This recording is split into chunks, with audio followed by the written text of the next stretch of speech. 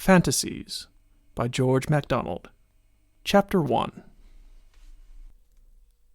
I awoke one morning with the usual perplexity of mind which accompanies the return of consciousness.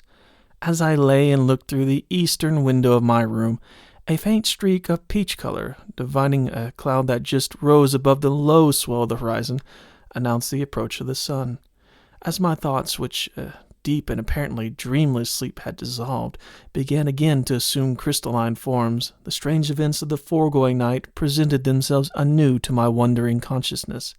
The day before had been my 21st birthday. Among other ceremonies investing me with my legal rights, the keys of an old secretary, which my father had kept as private papers, had been delivered up to me. As soon as I was left alone, I ordered lights in the chamber where the secretary stood. The first lights had been there for many a year, for, since my father's death, the room had been left undisturbed. But as if the darkness had been too long an inmate to be easily expelled, and had dyed with blackness the walls to which, bat-like, it had clung, these tapers served but ill to light up the gloomy hangings, and seemed to throw yet darker shadows into the hollows of the deep-wrought cornice. All the further portions of the room lay shrouded in a mystery whose deepest folds were gathered round the dark oak cabinet, which I now approached with a strange mingling of reverence and curiosity. Perhaps, like a geologist, I was about to turn up to light some of the buried strata of the human world, with its fossil remains charred by passion and petrified by tears. Perhaps I was to learn how my father, whose personal history was unknown to me, had woven his web of story, how he had found the world, and how the world had left him. Perhaps I was to find only the records of lands and monies, and how gotten, how secured, coming down from strange men, and through troubling times, to me who knew little or nothing of them all. To solve my speculations, and to dispel the awe which was fast gathering around me as if the dead were drawing near, I approached the secretary, and having found the key and fitted the upper portion, I opened it with some difficulty, drew near it a heavy high-backed chair, and sat down before a multitude of little drawers and slides and pigeonholes. But the door of a little cupboard in the center especially attracted my interest, as if there lay the secret of this long-hidden world. Its key I found. One of the rusty hinges cracked and broke as I opened the door. It revealed a number of small pigeonholes, these, however, being but shallow compared with the depth of those around the little cupboard. I concluded that there must be some accessible space behind, and found, indeed, that they were formed in a separate framework, which admitted of the whole being pulled out in one piece. Behind, I found a sort of flexible portcullis of small bars of wood laid closely together horizontally. After a long search, and trying many ways to move it, I discovered at last a scarcely projecting point of steel on one side. I pressed this repeatedly and hard with the point of an old tool that was lying near, till at length it yielded inwards, and the little side, flying up suddenly, disclosed a chamber, empty, except that in one corner lay a little heap of withered rose leaves, whose long-lived scent had long since departed, and in another a small packet of papers, tied with a bit of ribbon, whose color had gone with the rose scent. Almost fearing to touch them, they witnessed so mutely to the law of oblivion, I leaned back in my chair and regarded them for a moment, when suddenly there stood on the threshold of the little chamber, as though she had just emerged from its depth, a tiny woman form, as perfect in shape as if she had been a small Greek statuette roused to life and motion.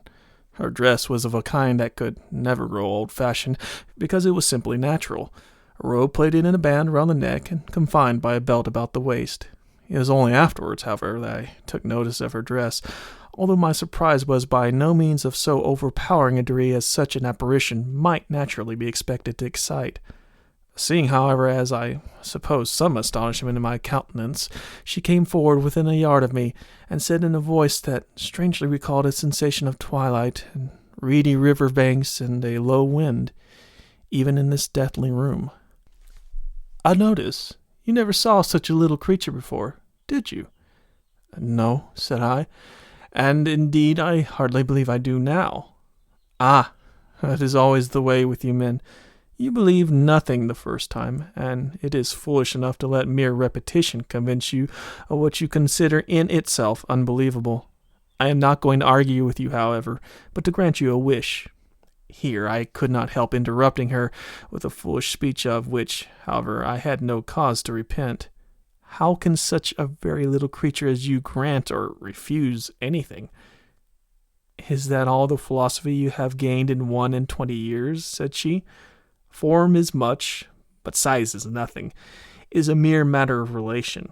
I suppose your 6-foot lordship does not feel altogether insignificant, though to others you do look small beside your old Uncle Ralph, who rises above you a great half-foot at least.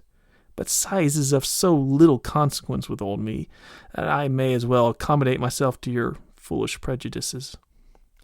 So saying, she leapt from the desk upon the floor, where she stood a tall, gracious lady with pale face and large blue eyes. Her dark hair flowed behind, wavy but uncurled, down to her waist, and against it her form stood clear in its robe of white. "Now," said she, "you will believe me." Overcome with the presence of a beauty which I could now perceive, and drawn towards her by an attraction irresistible as incomprehensible, I suppose I stretched out my arms toward her, for she drew a step back or two, and said, "Foolish boy, if you could touch me, I should hurt you. Besides, I was 237 years old last Midsummer Eve, and a man must not fall in love with his grandmother, you know." "But you are not my grandmother," said I. "How do you know that?" she retorted. "I dare say you know something of your great-grandfathers, a good deal further back than that, but you know very little about your great-grandmothers on either side. Now to the point. Your little sister was reading a fairy tale to you last night." "She was." When she had finished, she said, as she closed the book, "Is there a fairy country, brother?" You replied with a sigh, "I suppose there is, if one could find the way into it." "I did, but I meant something quite different from what you seem to think." "Never mind what I seem to think. You shall find the way into fairyland tomorrow. Now, look into my eyes." Eagerly I did so. They filled me with an unknown longing. I remembered somehow that my mother died when I was a baby. I looked deeper and deeper, till they spread round me like seas, and I sank in their waters. I forgot all the rest, till I found myself looking at the window, whose gloomy curtains were withdrawn, and where I stood gazing on a whole heaven of stars, small and sparkling in the moonlight. Below lay a sea, still as death and hoary in the moon, sweeping into bays and around capes and islands, away, away, I knew not whither. Alas, it was no sea, but a low bog burnished by the moon. "Surely there is such a sea somewhere," said I to myself. A low, sweet voice beside me replied, "In fairyland, I notice." I turned, but saw no one. I closed the secretary, went to my own room, and to bed.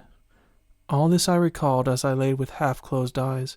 I was soon to find the truth of the lady's promise, that this day I should discover the road into fairyland. Phantastes, Chapter 2. While these strange events were passing through my mind, I suddenly, as one awakes to the consciousness that the sea has been moaning by him for hours, or that the storm has been howling about his window all night, became aware of the sound of running water near me, and, looking out of bed, I saw that a large green marble basin, in which I was wont to wash, and which stood on a low pedestal of the same material in a corner of my room, was overflowing like a spring, and that a stream of clear water was running over the carpet all the length of the room. Stranger still, where this carpet, which I had myself designed to imitate a field of grass and daisies, bordered the course of this little stream, the grass blades and daisies seemed to wave in a tiny breeze that followed the water's flow, while under the rivulet they bent and swayed with every motion of the changeful current, as if they were about to dissolve with it, and, forsaking their fixed form, become fluent as the waters.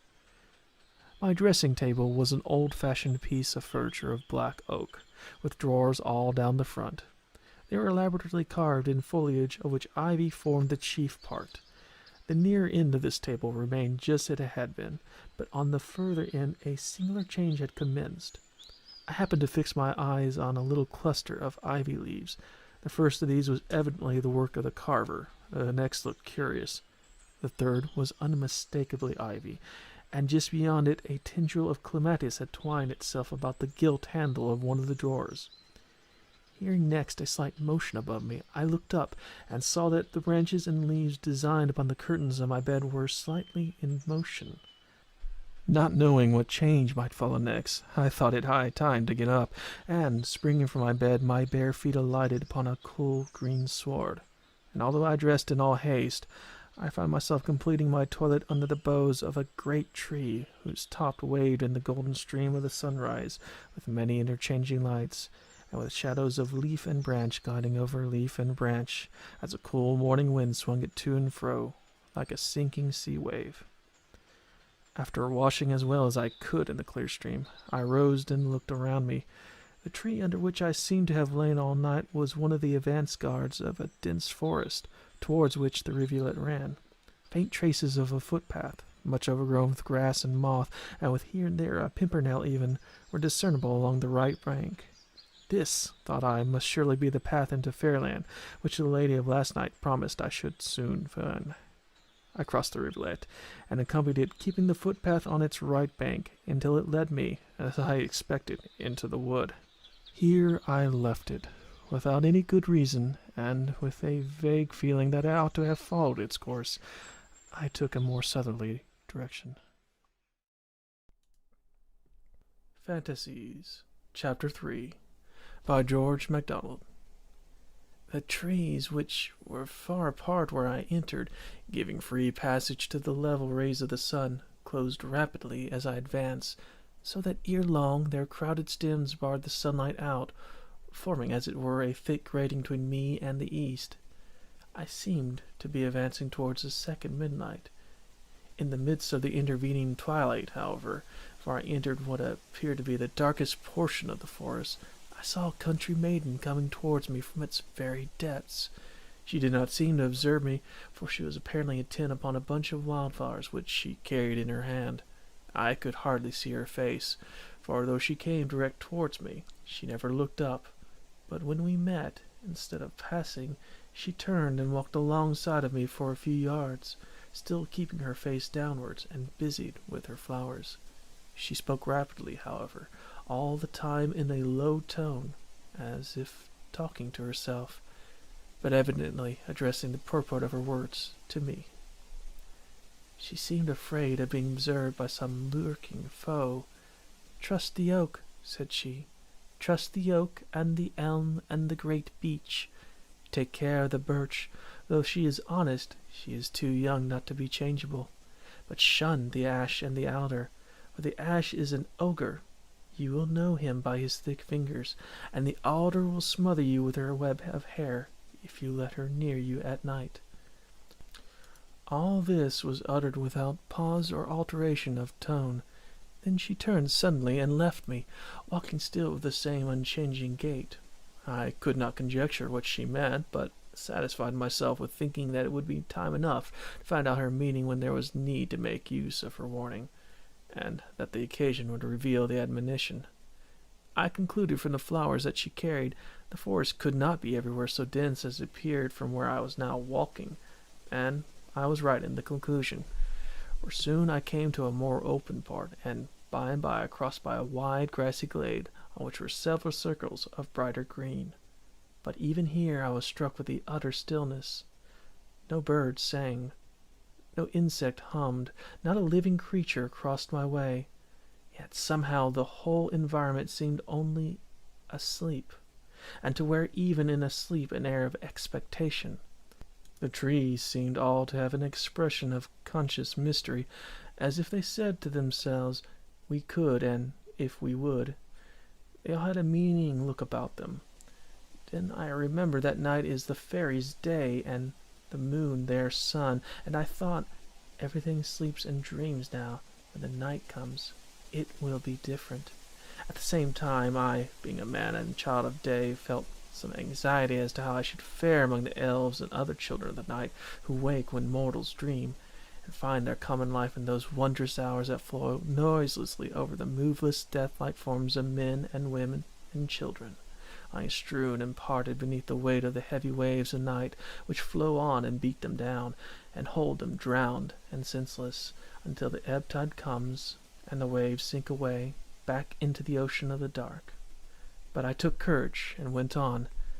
Soon, however, I became again anxious, though from another cause. I had eaten nothing that day, and for an hour past had been feeling the want of food.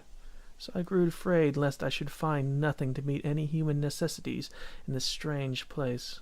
But once more I comforted myself with hope, and went on. Before noon I fancied I saw a thin blue smoke rising among the stems of larger trees in front of me, and soon I came to an open spot of ground in which stood a little cottage, so built that the stems of 4 great trees formed its corners, while their branches met and intertwined over its roof, heaping a great cloud of leaves over it, up towards the heavens. I wondered at finding a human dwelling in the neighborhood, and yet it did not look altogether human, though sufficiently so to encourage me to expect to find some sort of food. Seeing no door, I went round to the other side, and there I found one, wide open. A woman sat beside it, preparing some vegetables for dinner. This was homely and comforting.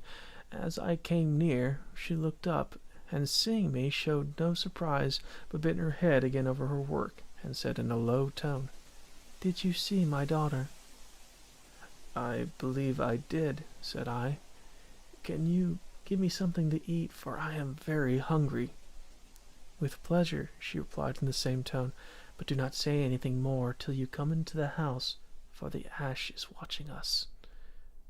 Having said this, she rose and led the way into the cottage, which I now saw was built of the stems of small trees set closely together, and was furnished with rough chairs and tables, from which even the bark had not been removed. As soon as she had shut the door and set a chair, "You have fairy blood in you," said she, looking hard at me. How do you know that?" "You could not have got so far into this wood if it were not so. I am trying to find some trace of it in your countenance. I think I see it." "What do you see?" "Oh, never mind, I may have been mistaken in that." "But how then do you come to live here?" "Because I too have fairy blood in me." Here I, in my turn, looked hard at her, and thought I could perceive, notwithstanding the coarseness of her features, and especially the heaviness of her eyebrows, something unusual. I could hardly call it grace, and yet it was an expression that strangely contrasted with the form of her features. I noticed, too, that her hands were delicately formed, though brown with work and exposure. "I should be ill," she continued, "if I did not live on the borders of the fairies' country, and now and then eat of their food. And I see by your eyes that you're not quite free of the same need, though from your education and the activity of your mind, you have felt it less than I. You may be further removed, too, from the fairy race." I remembered what the lady had said about my grandmothers. Here she placed some bread and some milk before me, with a kindly apology for the homeliness of the fare, with which, however, I was in no humor to quarrel. I now thought it time to try to get some explanation of the strange words both of her daughter and herself. "What did you mean by speaking so about the ash?" She rose and looked out the little window, and my eyes followed her, but as the window was too small to allow anything to be seen from where I was sitting, I rose and looked over her shoulder. I had just time to see, across the open space, on the edge of the denser forest, a single large ash tree, whose foliage showed bluish amidst the truer green of the other trees around it, which she pushed me back with an expression of impatience and terror, and then almost shut out the light from the window by setting up a large old book in it. "In general," said she, recovering her composure, "there is no danger in the daytime, for then he is sound asleep. There is something unusual going on in the woods. There must be some solemnity among the fairies tonight, for all the trees are restless, and although they cannot come awake, they can see and hear in their sleep." "But what danger is to be dreaded from him?" Instead of answering the question, She went again to the window and looked out, saying she feared the fairies would be interrupted by foul weather, for a storm was brewing in the west. And the sooner it grows dark, the sooner the ash will be awake, added she. I asked her how she knew that there was any unusual excitement in the woods. She replied, "Besides the look of the trees, the dog there is unhappy, and the eyes and ears of the white rabbit are redder than usual, and he frisks about as if he expected some fun. If the cat were at home, she would have her back up, but the young fairies pull the sparks out of her tail with bramble thorns, and she knows when they are coming. So do I, in another way." At this instant a gray cat rushed in like a demon and disappeared in a hole in the wall. "There, I told you," said the woman. "But what of the ash tree?" said I, returning once more to the subject. Here, however, the young woman, whom I had met in the morning, entered. A smile passed between the mother and daughter, and then the latter began to help her mother in little household duties. "I should like to stay here till the evening," I said, "and then go on my journey, if you will allow me." "You are welcome to do as you pleased. Only it might be better to stay all night than risk the dangers of the wood then. Where are you going?" "Nay, that I do not know," I replied. "I wish to see all that is to be seen, and therefore I should like to start just at sundown." "You are a bold youth if you have any idea what you are daring, but a rash one if you know nothing about it, and, excuse me, you do not seem very well informed about the country and its manners. However, no one comes here but for some reason, either known to himself or to those who have charge of him, so you shall do just as you wish." Accordingly, I sat down, and, feeling rather tired and disinclined for further talk, I asked leave to look at the old book which still screened the window. The woman brought it to me directly, but not before taking another look towards the forest, then drawing a white blind over the window. I sat down opposite to it on the table, on which I laid the great old volume, and read. It contained many wondrous tales of fairyland and olden times, and the knights of King Arthur's table. I read on, till the shades of the afternoon began to deepen, for in the midst of the forest it gloomed earlier than in the open country. At length I came to the following passage. Here it chanced that upon their quest Sir Galahad and Sir Percivale re-encountered in the depths of a great forest. Now Sir Galahad was dight in all harness of silver, clear and shining, the which is a delight to look upon, but full hasty to tarnish, and without the labour of a ready squire, unnethe to be kept fair and clean. And yet, withouten squire or page, Sir Galahad's armour shone like the moon, and he rode a great white mare, whose bases and other housings were black, but all besprent with fair lilies of silver sheen. Whereas Sir Percivale bestrode a red horse, with a tawny mane and tail, whose trappings were all too smirched with mud and mire, and his armour was wondrous roasty to behold. Nay, could he by any art furbish it again, so that as the sun in his going down shone twixt the bare trunks of the trees, full upon the knights twain, the one did seem all shining with light, and the other all to glow with ruddy fire. Now it came about in this wise, for Sir Percivale, after his escape from the demon lady, when as the cross on the handle of his sword smote him to the heart, and he rove himself through the thigh, and escaped away, he came to a great wood, and in no wise cured of his fault, yet bemoaning the same, the damsel of the alder tree encountered him, right fair to see, and with her fair words and false countenance she comforted him and beguiled him until he followed her, where she led him to a... Here a low hurried cry from my hostess caused me to look up from the book, and I read no more. "Look there," she said. "Look at his fingers." Just as I had been reading in the book, the setting sun was shining through a cleft in the clouds piled up in the west, and a shadow as of a large distorted hand, with thick knobs and humps on the fingers, so that it was much wider across the finger than across the undivided part of the hand, passed slowly over the little blind, and then as slowly returned in the opposite direction. "He is almost awake, mother, and greedier than usual tonight." "Hush, child. You need not make him more angry with us than he is, for you do not know how soon something may happen to oblige us to be in the forest after nightfall." "But you are in the forest," said I. "How is it that you are safe here?" "He dares not come nearer than he is now," she replied, for any of those 4 oaks at the corners of our college would tear him to pieces. They are our friends, but he stands there and makes awful faces at us sometimes, and stretches out his long arms and fingers, and tries to kill us with fright, for indeed that is his favorite way of doing. Pray, keep out of his way tonight." "Shall I be able to see these things?" said I. "That I cannot tell yet, not knowing how much of the fairy nature there is in you. But we shall see whether you can discern the fairies in my little garden, and that will be some guide to us." "Are the trees fairies too, as well as the flowers?" I asked. "They are of the same race," she replied. "Those you call fairies in your country are chiefly the young children of the flower fairies. They are very fond of having fun with the thick people, as they call you, for, like most children, like fun better than anything else." "Why do you have flowers so near you, then? Do they not annoy you?" "Oh, no, they are very amusing with their mimicries of grown people and mock solemnities. Sometimes they'll act as a whole play through before my eyes, with perfect composure and assurance, though they are not afraid of me. Only as soon as they have done, they burst into peals of tiny laughter, as if it was such a joke to have been serious over anything. These I speak of, however, are the fairies of the garden. They are more staid and educated than those of the field and woods.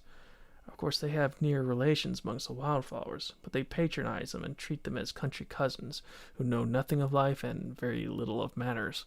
Now and then, however, they are compelled to envy the grace and simplicity of the natural flowers." "Do they live in the flowers?" I said. "I cannot tell," she replied. "There is something in it I do not understand. Sometimes they disappear altogether, even from me, though I know they are near. They seem to die always with the flowers they resemble, and by those names they are called. Whether they return to life with the fresh flowers, or whether it's new flowers, new fairies, I cannot tell. They have as many sorts of dispositions as men and women, while their moods are yet more variable. 20 different expressions will cross their little faces in half a minute, for instance.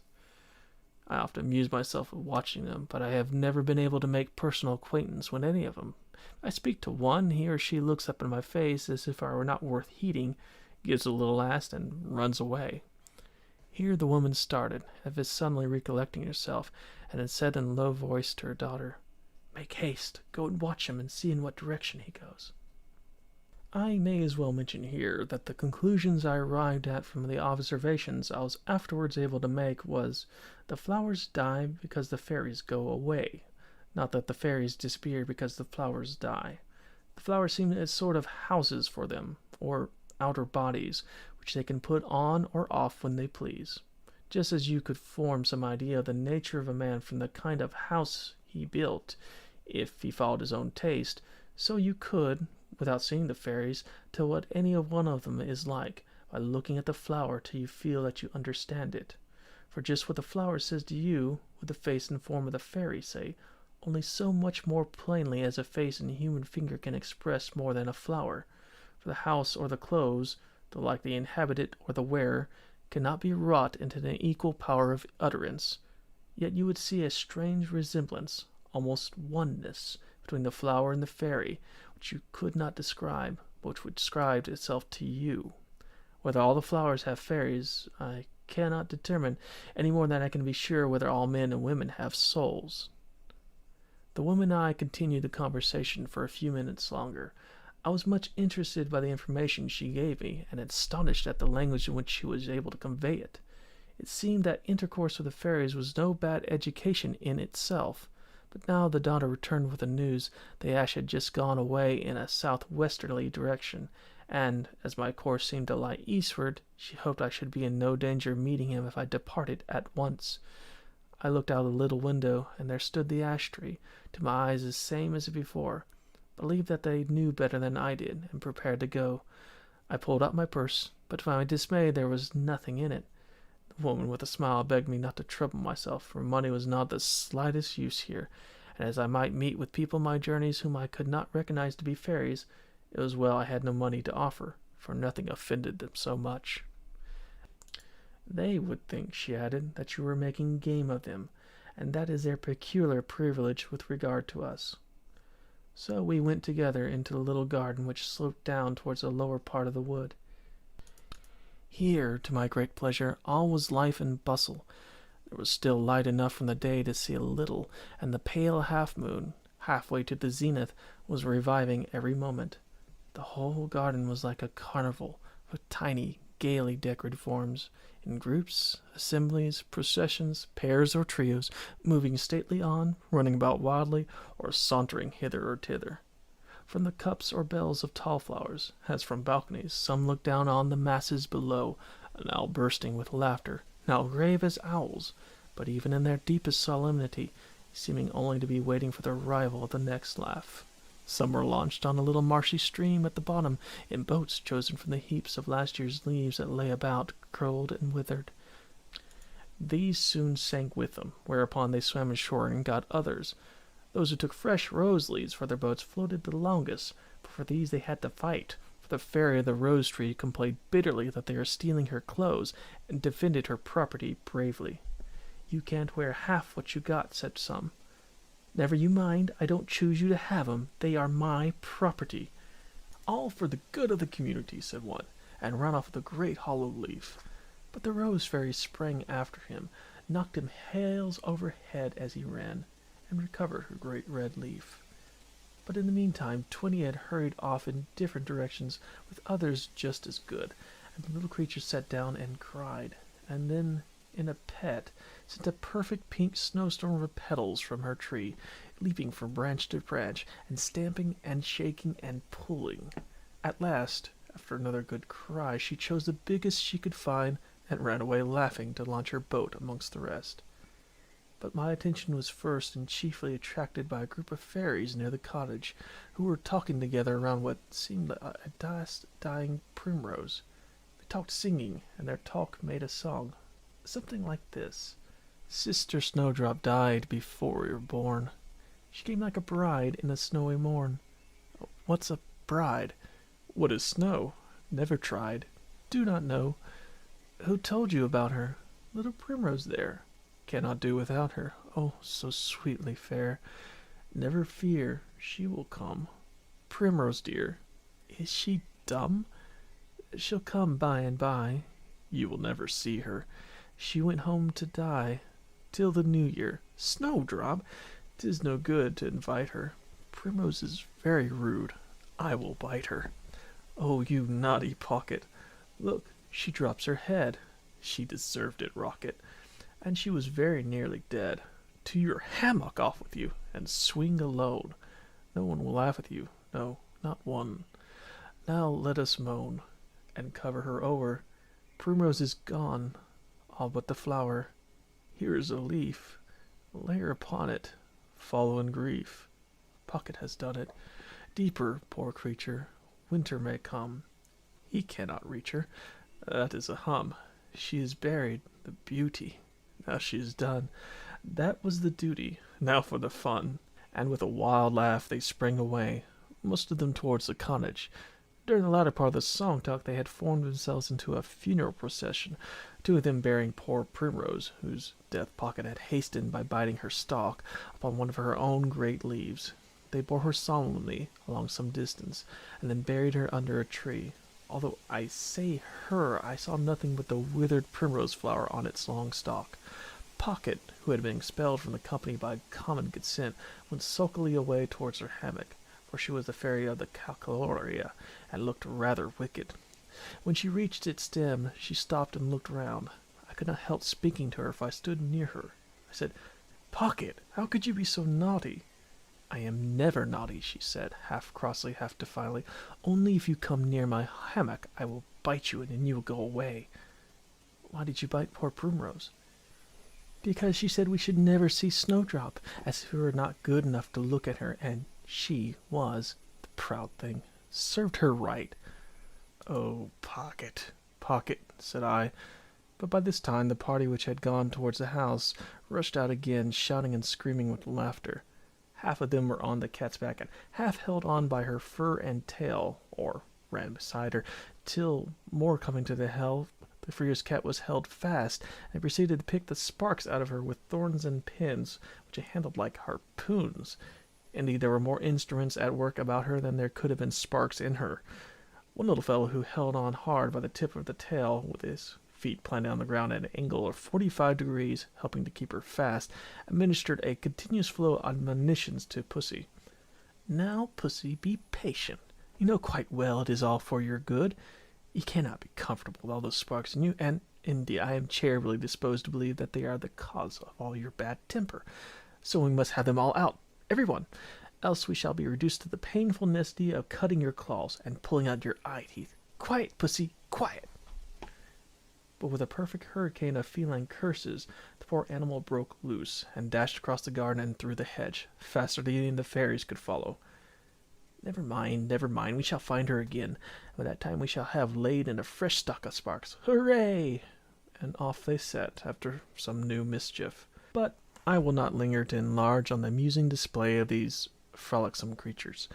Their manners and habits are now so well known to the world, having been so often described by eyewitnesses, that it would be only indulging self-conceit to add my own account to the rest. I cannot help wishing, however, that my readers could see them for themselves. Especially do I desire that they should see the fairy of the daisy, a little chubby, round-eyed child, with such innocent trust in its look. Even the most mischievous of the fairies would not tease him, although he did not belong to their set at all, was quite a little country bumpkin. He wandered about alone, and looked at everything, with his hands in his little pockets, and a white nightcap on. The darling! It was not so beautiful as many other wild fairies I saw afterwards, but so dear and loving in his looks and little confident ways. Chapter 4. By this time, my hostess was quite anxious that I should be gone. So, with warm thanks for their hospitality, I took my leave, and went my way through the little garden towards the forest. Some of the garden flowers had wandered into the wood, and were growing here and there along the path, but the trees soon became too thick and shadowy for them. I particularly noticed some tall lilies, which grew on both sides of the way, with large, dazzling white flowers, set off by the universal green. It was now dark enough for me to see that every flower was shining with a light of its own. Indeed, it was by this light that I saw them, an eternal, peculiar light proceeding from each, and not reflected from a common source of light as in the daytime. This light sufficed only for the plant itself, and was not strong enough to cast any but the faintest shadows around it, or to illuminate any of the neighboring objects with other than the faintest tinge of its own individual hue. From the lilies above mentioned, from the campanulas, from the foxgloves, and every bell-shaped flower, curious little figures shot up their heads, peeped at me, and drew back. They seemed to inhabit them, as snails their shells, but I was sure some of them were intruders, and belonged to the gnomes or goblin fairies who inhabit the ground and earthy creeping plants. From the cups of aurum lilies, creatures with great heads and grotesque faces shot up like jack-in-the-box, and made grimaces at me, or rose slowly and slyly over the edge of the cup, and spouted water at me, slipping suddenly back, like those little soldier crabs that inhabit the shells of sea snails. Passing a row of tall thistles, I saw them crowded with little faces, which peeped every one from behind its flower, and drew back as quickly, and I heard them saying to each other, evidently intending me to hear, but the speaker always hiding behind his tuft when I looked in his direction, "Look at him! Look at him! He has begun a story without a beginning, and it will never have an end. Look at him!" But as I went further into the wood, these sights and sounds became fewer, giving way to others of a different character. A little forest of wild hyacinths was alive with exquisite creatures, who stood nearly motionless, with drooping necks, holding each by the stem of her flower, and swaying gently with it whenever a low breath of wind swung the crowded floral belfry. In like manner, differing of course in form and meaning, stood a group of harebells, like little angels waiting, ready, till they were wanted to go on some yet unknown message. In dark nooks, by the mossy roots of the trees, or in little tufts of grass, each dwelling in a globe of its own green light, weaving a network of grass, and its shadows glowed the glowworms. They were just like the glowworms of our own land, for they are fairies everywhere, worms in the day and glowworms at night, when their own can appear, and they can be themselves to others as well as themselves.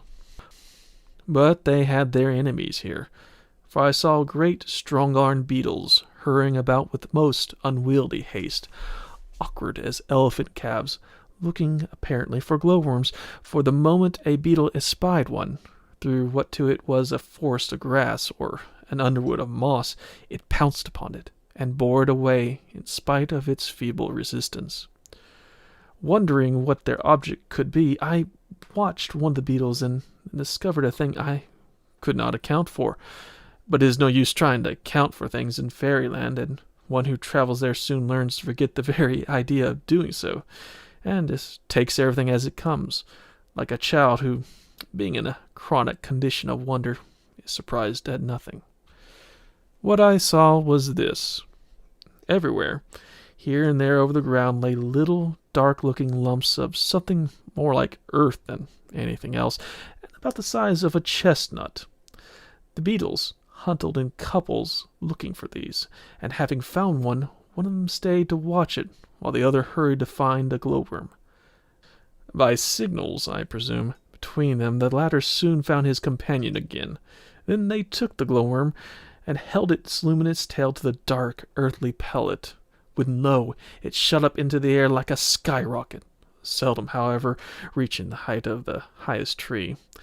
Just like a rocket, too, it burst in the air and fell in a shower of the most gorgeously colored sparks of every variety of hue, golden and red, and purple and green and blue, and rosy fires crossed and intercrossed each other beneath the shadowy heads and between the columnar stems of the forest trees.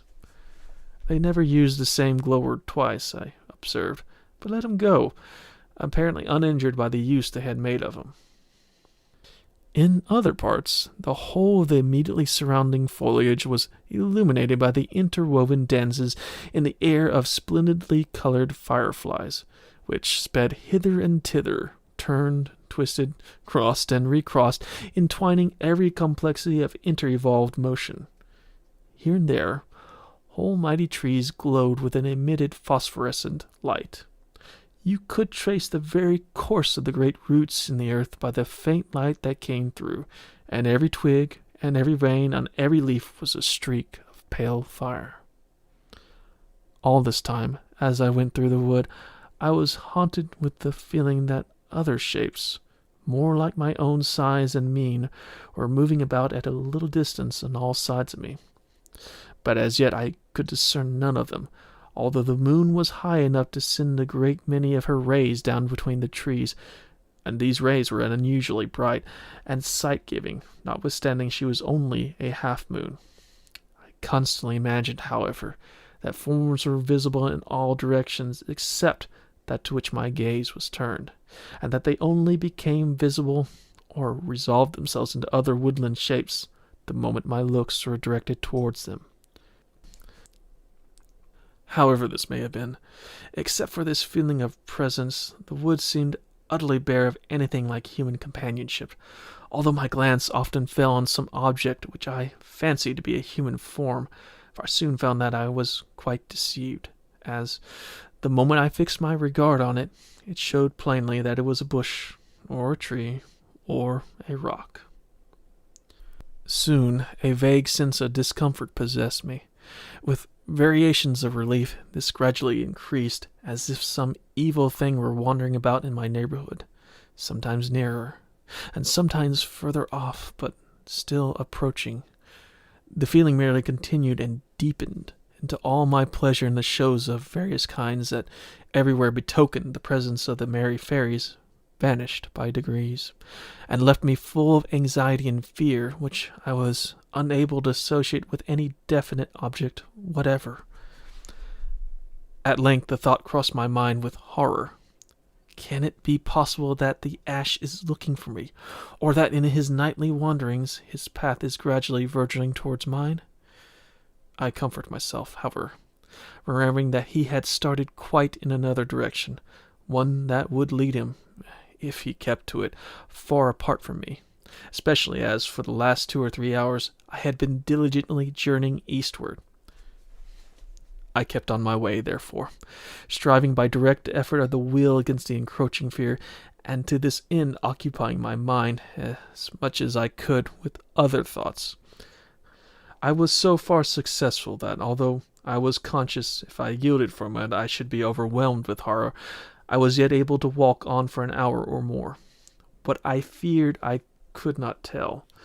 Indeed, I was left in a state of the vaguest uncertainty as regarded the nature of my enemy, and knew not the mode or object of his attacks, for, somehow or another, none of my questions had succeeded in drawing a definite answer from the dame in the cottage. How then to defend myself I knew not, nor even by what sign I might with certainty recognize the presence of my foe, for as yet this vague though powerful fear was all the indication of danger I had. To add to my distress, the clouds in the west had risen nearly to the top of the skies, and they and the moon were traveling slowly towards each other. Indeed, some of their advance guard had already met her, and she had begun to wade through a filmy vapor that gradually deepened. At length she was for a moment almost entirely obscured. When she shone out again with a brilliancy increased by the contrast, I saw plainly on the path before me, from round which at the spot the trees receded, leaving a small space of green sward, the shadow of a large hand, with knotty joints and protuberances here and there. Especially I remarked, even in the midst of my fear, the bulbous points of the fingers.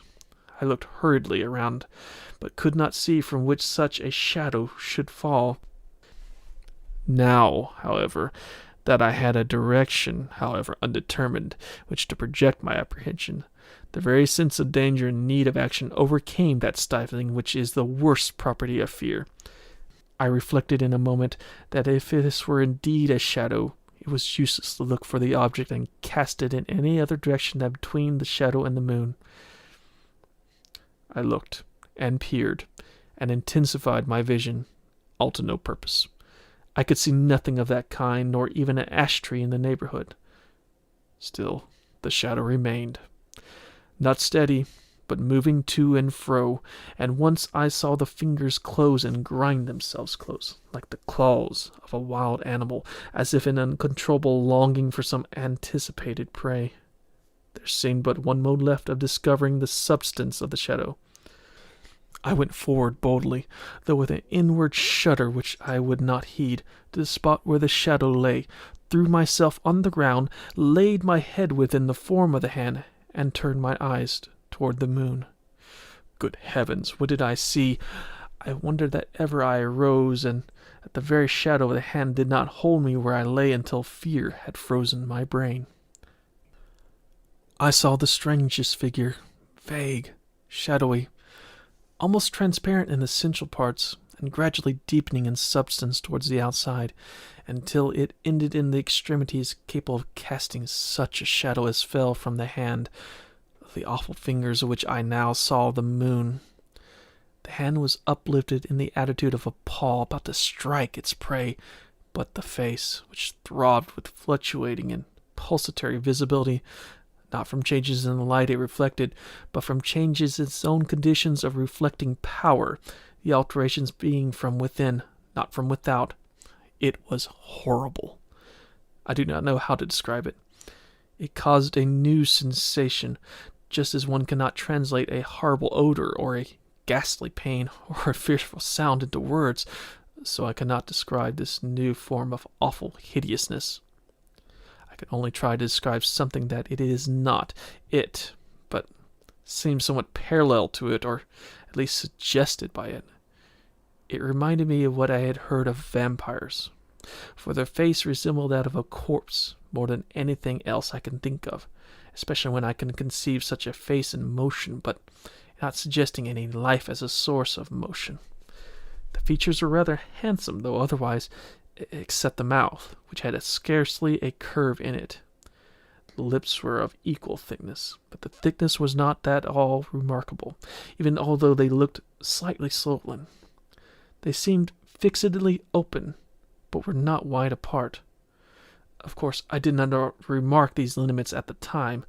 I was too horrified for that. I noted them afterwards, when the form returned on my inward sight with a vividness too intense to admit of my doubting the accuracy of the reflex.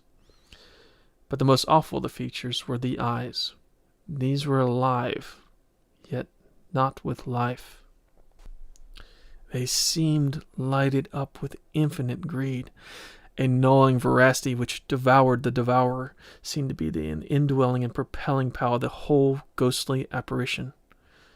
I lay for a few moments simply imbruted with terror, when another cloud, obscuring the moon, delivered me from the immediately paralyzing effects of the presence to the vision of the object of horror, while it added the force of imagination to the power of fear within me, insomuch as, knowing far worse cause for apprehension than before, I remained equally ignorant from what I had to defend myself, or how to take any precautions. He might be upon me in the darkest of any moment. I sprang to my feet, and sped I knew of not whither, only away from the spectre. I thought no longer of the path, and only narrowly escaped dashing myself against a tree in my headlong flight of fear. Great drops of rain began to patter on the leaves. Thunder began to mutter, then growl in the distance. I ran on. The rain fell heavier. At length the thick leaves could hold it up no longer, and, like a second firmament, they poured the torrents on the earth. I was soon drenched, but that was nothing. I came to a small, swollen stream that rushed through the woods. I had a vague hope that if I crossed this stream, I should have been in safety from my pursuer. But I soon found that my hope was as false as it was vague. I dashed across the stream, ascended a rising ground, and reached a more open space where stood only great trees. Through them I directed my way, holding eastward as nearly as I could guess, but not at all certain that I was not moving in an opposite direction. My mind was just reviving a little from its extreme terror, when suddenly a flash of lightning, or rather a cataract of successive flashes, behind me seemed to throw on the ground in front of me, but far more faintly than before, from the extent of the source of light, the shadow of some horrible hand. I sprang forward, stung to yet wilder speed, but had not run many steps before my foot slipped, and, vainly attempting to recover myself, I fell at the foot of one of the large trees. Half stunned, I raised myself, and almost involuntarily looked back. All I saw was the hand within 3 feet of my face, but at the same moment I felt 2 large soft arms thrown round me from behind, and a voice like a woman's said, "Do not fear the goblin. He dares not hurt you now." With that, the hand was suddenly withdrawn as from a fire, and disappeared in the darkness and the rain. Overcome with mingling of terror and joy, I lay for some time almost insensible. The first thing I remember is the sound of voice above me, full of low and strangely reminded me of the sound of a gentle wind amongst the leaves of a great tree. It murmured over and over again, "I may love him. I may love him, for he is a man, and I only a beech tree." I found I was seated on the ground, leaning against a human form, and supported still by the arms around me, which I knew to be those of a woman who must be rather above the human size, and largely proportioned. I turned my head, but without moving otherwise, for I feared lest the arms should untwine themselves, and clear, somewhat mournful eyes met mine. At least this is how they impressed me, but I could see very little of color or outline as we sat in the dark and rainy shadow of the tree. The face seemed very lovely, and solemn from its stillness, with the aspect of one who is quite content, but waiting for something. I saw my conjecture from her arms was correct. She was above the human scale throughout, but not greatly. "What do you call yourself, a beech tree?" I said. "Because I am one," she replied, in the same low, musical, murmuring voice. "You are a woman," I returned. "Do you think so? Am I very like a woman, then?" You are a very beautiful woman. Is it possible you should not know it? I am very glad you think so. I fancy I feel like a woman sometimes. I do so tonight, and always when the rain drips from my hair, for there is an old prophecy in our woods that one day we shall all be men and women like you. Do you know anything about it in your region? Shall I be happy when I'm a woman? I fear not, for it is always in nights like these that I feel like one, but I long to be a woman for all that. I had let her talk on, for her voice was like a solution for all musical sounds. I now told her that I could hardly say whether women were happy or not. I knew one who had not been happy, and for my part I had often longed for fairyland as she now longed for the world of men. But neither of us had lived long, and perhaps people grew happier as they grew older. Only I doubted it. I could not help sighing. She felt the sigh, for her arms were still around me. She asked me how old I was. 21, said I. Why, you baby, said she, and kissed me with the sweetest kiss of winds and odors. There was a cool faithfulness in the kiss that revived my heart wonderfully. I felt I feared the dreadful Ash no more. What did the horrible Ash want with me? I said. I am not quite sure, but I think he wants to bury you at the foot of his tree. But he shall not touch you, my child. Are all the ash trees as dreadful as he? Oh, no. They are all disagreeable, selfish creatures, but this one has a hole in his heart that nobody knows of but one or two, and he is always trying to fill it up, but cannot. That must be what he wanted you for. I wonder if he will ever be a man. If he is, I hope they will kill him. How kind of you that you saved me from him. I will take care that he shall not come near you again. But there are some in the wood more like me from who, alas, I cannot protect you. Only if you see any of them very beautiful, try to walk round them. What then? I cannot tell you more. But now I must tie some of my hair about you, and then the ash will not touch you. Here, cut some off. You men have strange cutting things about you. She shook her long hair loose over me, never moving her arms. I cannot cut your beautiful hair. It would be a shame. Not cut my hair? It will have grown long enough before any is wanted again in the wild forest. Perhaps it may never be of any use again, not till I am a woman. And she sighed. As gently as I could, I cut with a knife a long tress of flowing dark hair, she hanging her beautiful head over me. When I had finished, she shuddered and breathed deep, as one does when an acute pain, steadfastly endured without sign of suffering, is at length relaxed. She then took the hair and tied it round me, singing a strange, sweet song, which I could not understand, but which left me in a feeling like this. I saw thee ne'er before me, but I see thee never more. But love and help and pain, beautiful one, have made thee mine till all my years are done. I cannot put more of it to words. She closed her arms about me again and went on singing. The rain in the leaves and the light wind that had risen kept her song company. I was wrapped in a trance of still delight. It told me the secret of the woods and the flowers and the birds. At one time, I felt as if I was wandering in childhood through sunny spring forest, over carpets of primroses, anemones, and little white starry things. I had almost said creatures, and finding new wonderful flowers at every turn. At another, I lay half dreaming in the hot summer noon, with a book of old tales beside me and beneath a great beech. Or, in autumn, grew sad because I trod on the leaves that had sheltered me and received their last blessing in the sweet odors of decay.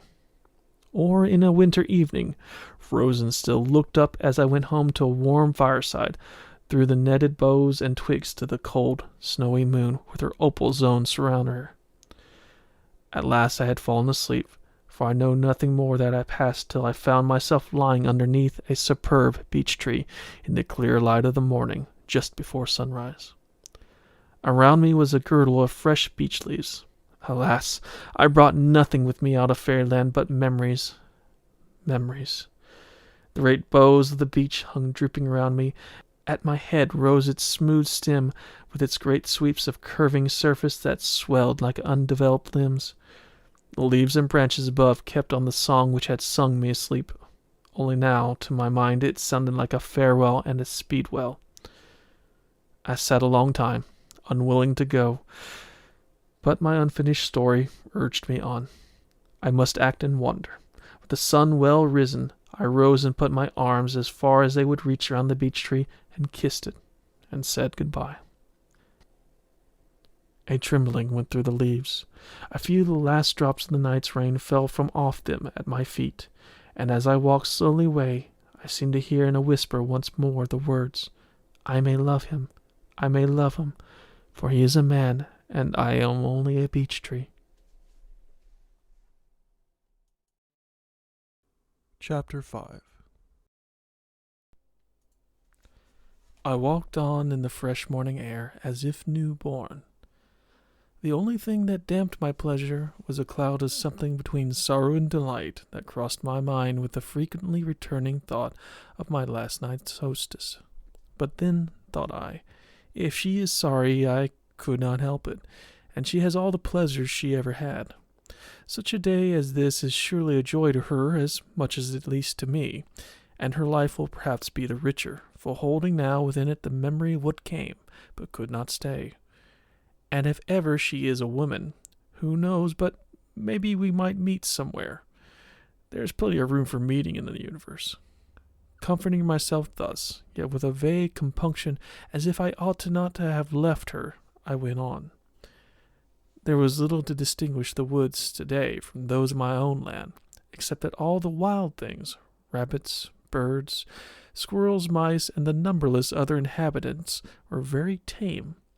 That is, they did not run away from me, but gazed at me as I passed, frequently coming nearer, as if to examine me more closely. Whether this came from utter ignorance, or from familiarity with the human appearance of beings who never hurt them, I could not tell. As I stood once, looking up to the splendid flower of a parasite which hung from a branch of tree over my head, a large white rabbit cantered slowly up, put one of its little feet on one of mine, and looked up at me with its red eyes, just as I had been looking up at the flower above me. I stooped and stroked it, but when I attempted to lift it, it banged the ground with its hind feet and scampered off at a great rate, turning, however, to look at me several times before I lost sight of it. Now and then, too, a dim human figure would appear and disappear at some distance amongst the trees, moving like a sleepwalker, but no one ever came near me. This day I found plenty of food in the forest, strange nuts and fruits I had never seen before. I hesitated to eat them, but argued that if I could live on the air of fairyland, I could live on its food also. I found my reasoning correct, and the result was better than I had hoped, for it not only satisfied my hunger, but operated in such a way upon my senses that I was brought into far more complete relationship with the things around me. The human forms appeared much more dense and defined, more tangibly visible, if I may say so. I seemed to know better which direction to choose when any doubt arose. I began to feel in some degrees what the birds meant in their songs, though I could not express it in words any more than you can some landscapes. At times, to my surprise, I found myself listening attentively, and as if there were no unusual thing with me, to a conversation between two squirrels or monkeys. Subjects were not very interesting, except as associated with the individual life and necessities of the little creatures, where the best nuts were to be found in the neighborhood, and who could crack them best, or who had most laid up for the winter, and such like, only never said where the store was. There was no great difference in kind between their talk and our ordinary human conversation. Some of the creatures I never heard speak at all, and I believe they never do so, except under the impulse of some great excitement. The mice talked, but hedgehogs seemed very quiet, and though I met a couple of moles above ground several times, they never said a word to each other in my hearing. There were no wild beasts in the forest. At least, I did not see one larger than a wild cat. There were plenty of snakes, however, and I do not think they were all harmless, but none ever bit me. Soon after midday I arrived at a bare rocky hill of no great size, but very steep, and having no trees, scarcely even a bush upon it, entirely exposed to the heat of the sun. Over this my way seemed to lie, and I immediately began the ascent. On reaching the top, hot and weary, I looked around me, and saw that the forest still stretched as far as the sight could reach on every side of me. I observed that the trees, in the direction in which I was about to descend, did not come so near the foot of the hill as on the other side, and I was especially regretting the unexpected postponement of shelter, because this side of the hill seemed more difficult to descend than the other had been to climb, when my eye caught the appearance of a natural path, winding down through broken rocks and along the course of a tiny stream, which I hoped would lead me more easily to the foot. I tried it, and found the descent not at all laborious. Nevertheless, when I reached the bottom, I was very tired and exhausted with the heat. But just where the path seemed to end rose a great rock, quite overgrown with shrubs and creeping plants, some of them in full and splendid blossom. There almost concealed an opening in the rock, into which the path rounded away with rich moss, and every ledge and projection crowded with lovely ferns, the variety of whose forms and groupings and shades wrought in me like a poem, for such a harmony could not exist, except they all consented to some one end. A little well of the clearest water filled a mossy hollow in one corner. I drank, and felt as if I knew what the elixir of life must be, and threw myself on a mossy mound that lay like a couch along the inner end. Here I lay in a delicious reverie for some time, during which all lovely forms and colors and sounds seemed to use my brain as a common hall, where they could come and go unbidden and unexcused. I had never imagined that such capacity for simple happiness lay in me, and was now awakened by this assembly of forms and spiritual sensations, which yet were far too vague to admit of being translated into any shape common to my own and another mind. I had lain for an hour, I should suppose, though it may have been far longer, when the harmonious tumult in my mind having somewhat relaxed, I became aware that my eyes were fixed on a strange, time-worn bas-relief on the rock opposite to me. This, after some pondering, I concluded to represent Pygmalion, as he waited the quickening of his statue. The sculpture sat more rigid than the figure to which his eyes were turned, that seemed about to step from its pedestal and embrace the man, who waited rather than expected. A lovely story, I said to myself. This cave, now with the bushes cut away from the entrance to let the light in, might be such a place as he would choose, withdrawn from the notice of men, to set up his block of marble and mold into a visible body the thought already clothed with form in the unseen hall of the sculptor's brain. And, indeed, if I mistake not, I said, starting up as a sudden ray of light arrived at the moment through a crevice in the roof, and lighted upon a small portion of the rock bare of vegetation, this very rock is marble, white enough and delicate enough for any statue, even if destined to become an ideal woman in the arms of the sculptor. I took my knife and removed the moss from a part of the block on which I had been lying, when, to my surprise, I found it more like alabaster than ordinary marble, and soft to the edge of the knife. In fact, it was alabaster. By an inexplicable, though by no means unusual kind of impulse, I went on removing the moss from the surface of the stone, and soon saw that it was polished, or at least smooth, throughout. I continued my labor, and after clearing a space of about a couple of square feet, I observed what caused me to prosecute the work with more interest and care than before.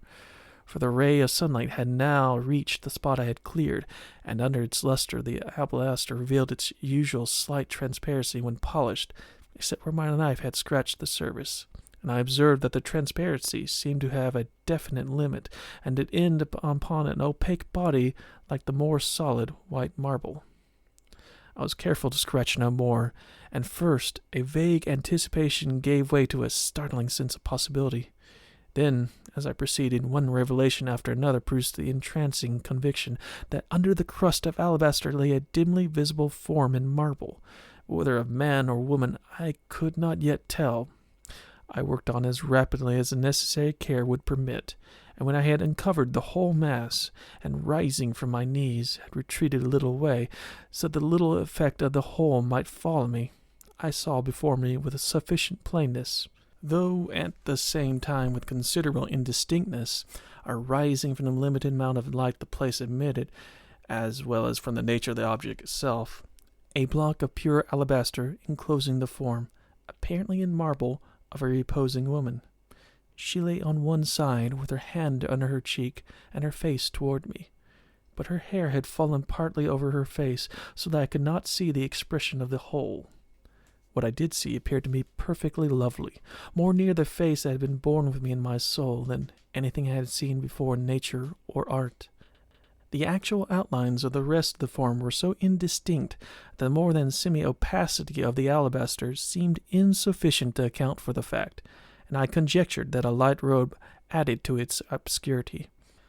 Numberless histories passed through my mind of change of substance from enchantment and other causes, and of imprisonments such as this before me.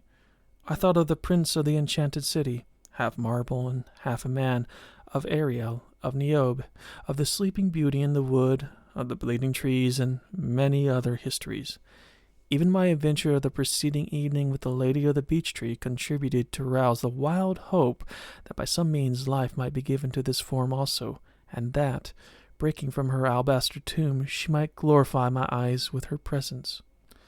For, I argued, who can tell but this cave may be the home of marble, and this essential marble, that spirit of marble which present throughout makes it capable of being molded into any form. And then if she should awake... But how to awake her? A kiss awoke the sleeping beauty. A kiss cannot reach her through the encrusting alabaster. I kneeled, however, and kissed the pale coffin, but she slept on. I bethought me of Orpheus and the following stones. That trees should follow his music seemed nothing surprising now. Might not a song awake this form, and the glory of motion might for a time displace the loveliness of rest? Sweet sounds can go where kisses may not enter, I sat and thought. Now, although always delighting in music, I had never been gifted with the power of song until I entered the fairy forest. I had a voice, and had a true sense of sound, but when I tried to sing, the one would not content the other, and so I remained silent. This morning, however, I had found myself, ere I was aware, rejoicing in a song, but whether it was before or after I had eaten of the fruits of the forest, I could not satisfy myself. I concluded it was after, however, and the increased impulse to sing I now felt was in part owing to having drunk of the little well, which shone like a brilliant eye in a corner of the cave. I sat down on the ground by the antenatal tomb, leaned upon it with my face towards the head of the figure within, and sang, the words and tones coming together and inseparably connected, as if each word and tone formed one thing, or as if each word could be uttered only in that tone, and was incapable of distinction from it, except in idea by an acute analysis. I sang something like this, but the words are only a dull representation of a state whose very elevation precluded the possibility of remembrance, and in which I presume the words really employed were as far above these as that state transcended this wherein I recall it. Marble woman, vainly sleeping, in the very death of dreams, wilt thou, slumber from thee sweeping, all but what with vision teems? Hear my voice come through the golden mist of memory and hope, and with shadowy smile embolden me with primal death to cope. Thee the sculptors all pursuing have embodied but their own, round their visions, form enduring, marble vestments thou hast thrown, but thyself in silence winding thou hast kept internally. Thee found not, many finding, I have found thee, wake for me. As I sang, I looked earnestly at the face so vaguely revealed before me. I fancied, yet believed it to be but fancy, that through the dim veil of the alabaster I saw a motion of the head as if caused by a sinking sigh. I gazed more earnestly, and concluded that it was but fancy. Nevertheless, I could not help singing again. Rest is now filled full of beauty, and can give thee up, I ween. Come thou forth for other duty, motion pineth for her queen. Or, if needing years to wake thee from thy slumberous solitudes, come, sleep-walking, and betake thee to the friendly sleeping woods. Sweeter dreams are in the forest, round these storms would never rave, and when need of rest is sorest, glide thou then into thy cave. Or, if still thou chooses rather marble, be its spell on me. Let thy slumber round me gather, let another dream with thee. Again I paused, and gazed through the stony shroud, as if by very force of penetrative sight I would clear every lineament of the lovely face. And now I thought the hand that had lain under the cheek had slipped a little downward, but then I could not be sure that I had at first observed its position accurately. So I sang again, for the longing had grown into a passionate need of seeing her alive. Or art thou death, O woman? For since I have set my singing by thy side, life hath forsook the upper sky, and all the outer world hath died. Yea, I am dead, for thou hast drawn my life all downward unto thee. Dead moon of love, let twilight dawn, awake, and let the darkness flee. Cold lady of the lovely stone, awake, or I shall perish here, and thou be never more alone, my form and I for ages near. But words are vain, reject them all, they utter but a feeble part. Hear thou the depths from which they call, the voiceless longing of my heart. There rose a slight crashing sound, like a sudden apparition that comes and is gone. A white form, veiled in a light robe of whiteness, burst upwards from the stone, stood, glided forth, and gleamed away towards the wood. For I followed to the mouth of the cave as soon as the amazement and concentration of delight permitted the nerves of motion again to act, and saw the white form amidst the trees, as it crossed a little glade on the edge of the forest where the sunlight fell full, seeming to gather with intense radiance on the one object that floated rather than fitted through its lake of beams. I gazed after her in a kind of despair, found, freed, lost. It seemed useless to follow, yet follow I must. I marked the direction she took, and without once looking round to the forsaken cave, I hastened towards the forest. Chapter 6. But as I crossed the space between the foot of the hill and the forest, a vision of another kind delayed my steps. Through an opening to the westward flowed, like a stream, the rays of the setting sun, and overflowed with a ruddy splendor the open space where I was. And riding as it were down this stream towards me, came a horseman in what appeared red armor. From frontlet to tail the horse likewise shone red in the sunset. I felt as if I must have seen the knight before, but as he drew near, I could recall no feature of his countenance.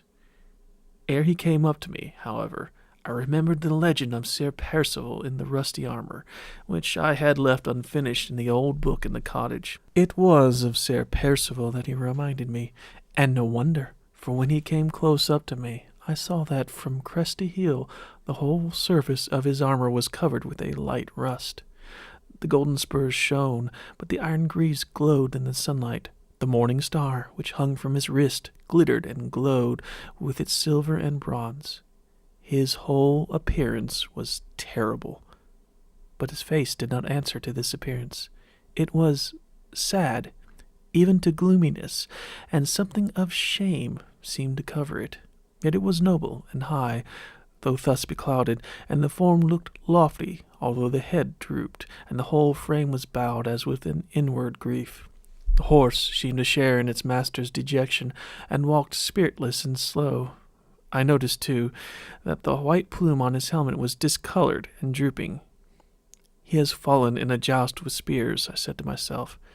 Yet it becomes not a noble knight to be conquered in spirit, because his body hath fallen. He appeared not to observe me, for he was riding past without looking up, and started into a warlike attitude the moment the first sound of my voice reached him. Then a flush as of shame covered all of his face that the lifted beaver disclosed. He returned my greeting with distant courtesy and passed on. But suddenly he reined up, sat a moment still, and then, turning his horse, rode back to where I stood, looking after him. I am ashamed, he said, to appear a knight and in such a guise, but it behooves me to tell you to take warning from me, lest the same evil in his kind overtake the singer that has befallen the knight. Hast thou ever read the story of Sir Percival and the—" here he shuddered, his armor rang, "maiden of the alder tree?" In part I have, said I, for yesterday at the entrance of this forest I found in a cottage the volume wherein it is recorded. Then take heed, he rejoined, for see my armor. I put it off, and as it befell to him, so has it befallen to me. I that was proud am humble now, yet she is terribly beautiful. Beware, never, he added, raising his head, shall this armor be furbished but by the blows of nightly encounter, till the last speck has disappeared from every spot where the battle-axe and sword of evildoers or noble foes might fall. When I shall again lift my head and say to my squire, do thy duty once more, and make this armor shine. Before I could inquire further, he had struck spurs into his horse and galloped away, shouted from my voice and the noise of his armor. For I called after him, anxious to know more about his fearful enchantress, but in vain. He heard me not. Yet, I said to myself, I have now been often warned. Surely I shall be well on my guard, and I am fully resolved I shall not be ensnared by any beauty, however beautiful. Doubtless some one man may escape, and I shall be he. So I went on into the wood, still hoping to find, in some one of its mysterious recesses, my lost lady of the marble. The sunny afternoon died into the loveliest twilight. Great bats began to flit about with their own noiseless flight, seemingly purposeless, because its objects are unseen. The monotonous music of the owl issued from all unexpected quarters in the half-darkness around me. The glowworm was alight here and there, burning out into the great universe. The nighthawk heightened all the harmony and stillness with his oft-recurring discordant jar. Numberless unknown sounds came oft of the unknown dusk, but all were of twilight kind, oppressing the heart as with a condensed atmosphere of dreamy, undefined love and longing. The odors of night arose and bathed me in the luxurious mournfulness peculiar to them, as if the plants whence they floated had been watered with bygone tears. Earth drew me towards her bosom. I felt as if I could fall down and kiss her.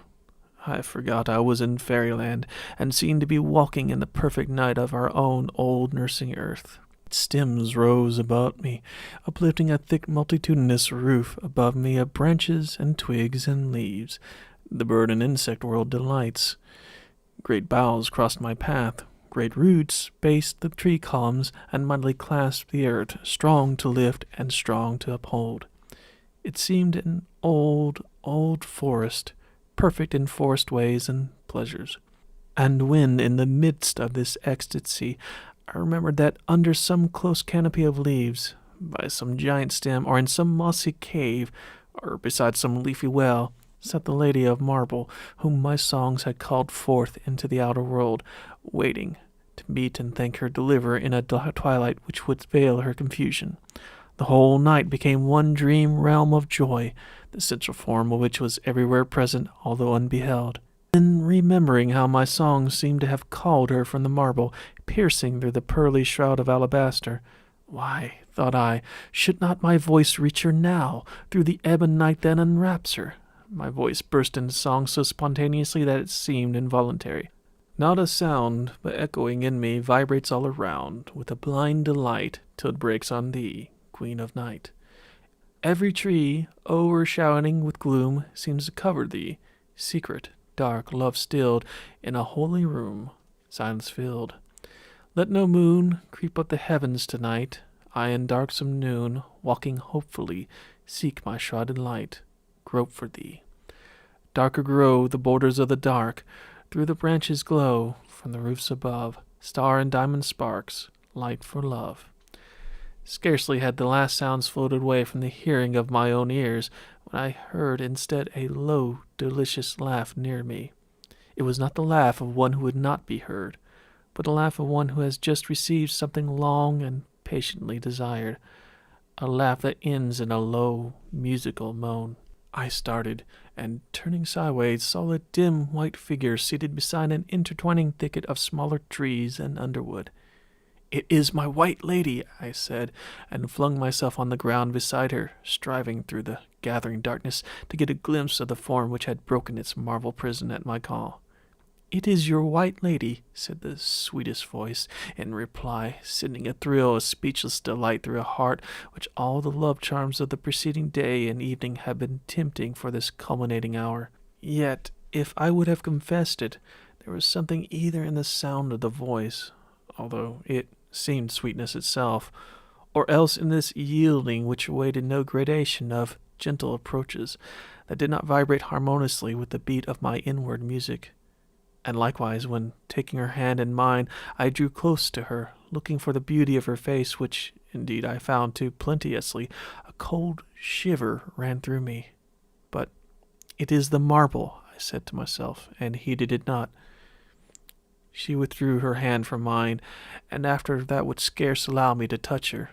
It seemed strange, after the fullness of her first greeting, that she could not trust me to come close to her.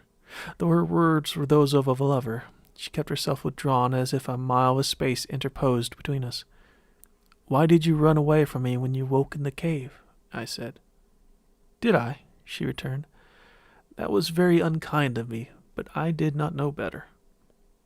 "I wish I could see you. The night is very dark." "So it is. Come to my grotto. There is light there." "Have you another cave, then?" "Come and see." But she did not move until I rose first, and then she was on her feet before I could offer my hand to help her.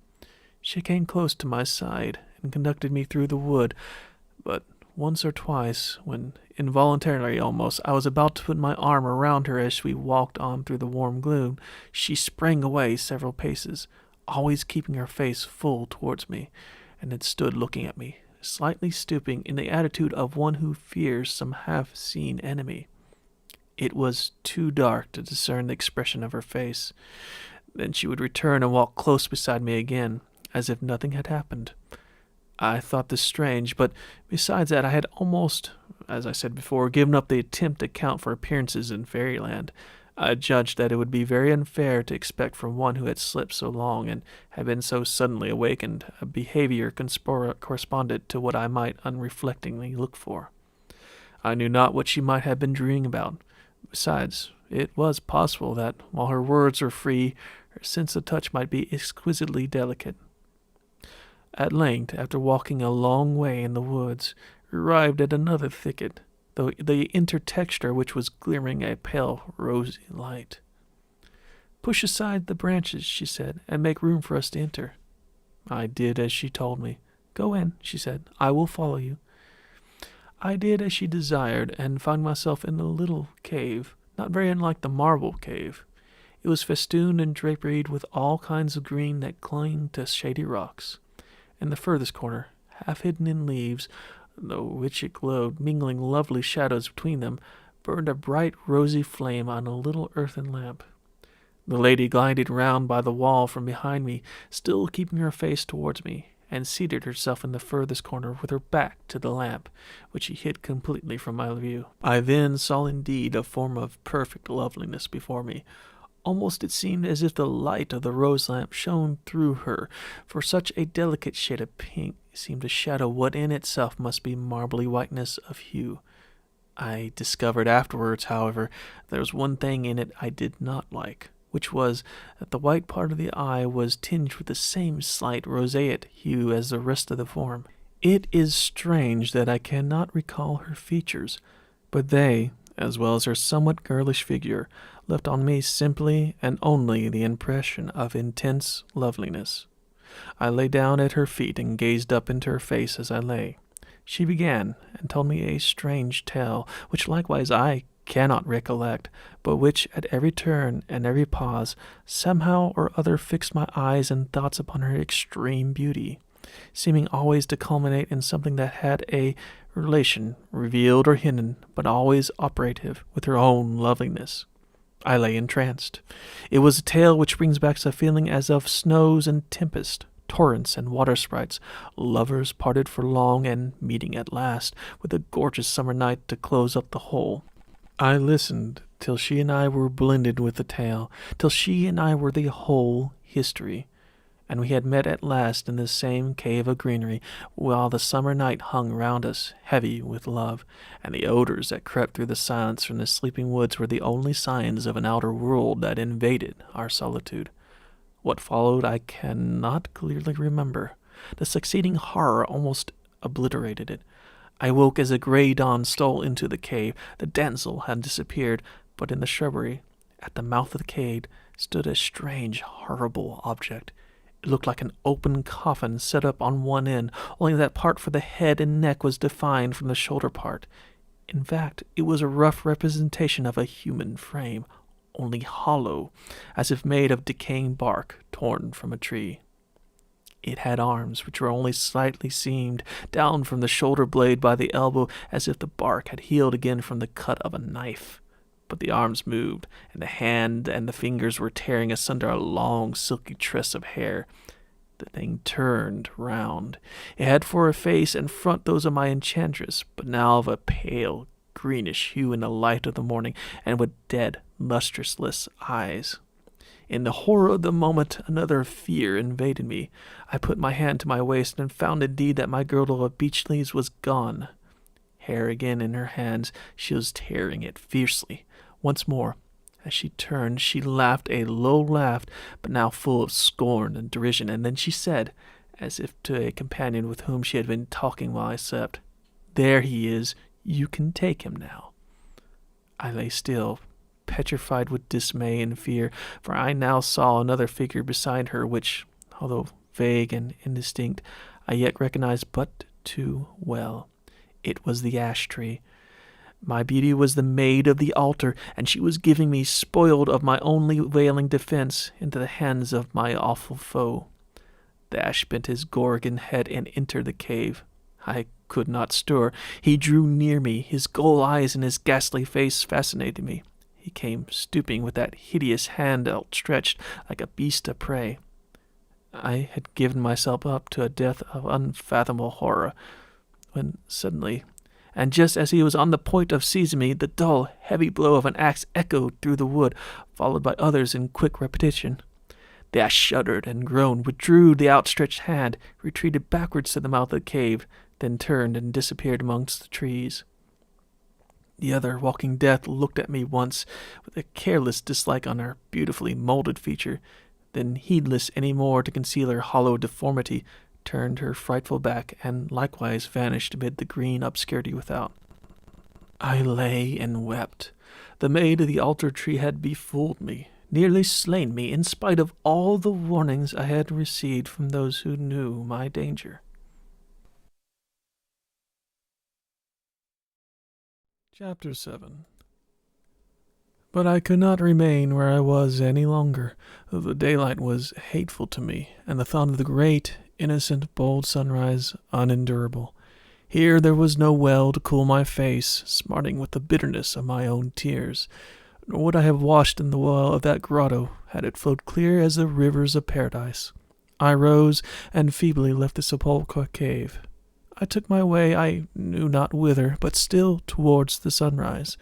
The birds were singing, but not for me. All the creatures spoke a language of their own, with which I had nothing to do, and to which I cared not to find the key any more. I walked listlessly along. What distressed me most, more even than my own folly, was the perplexing question, how can beauty and ugliness dwell so near?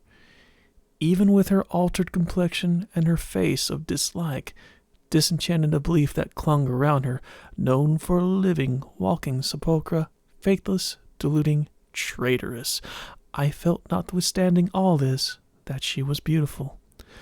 Upon this I pondered with undiminished perplexity, though not without some gain.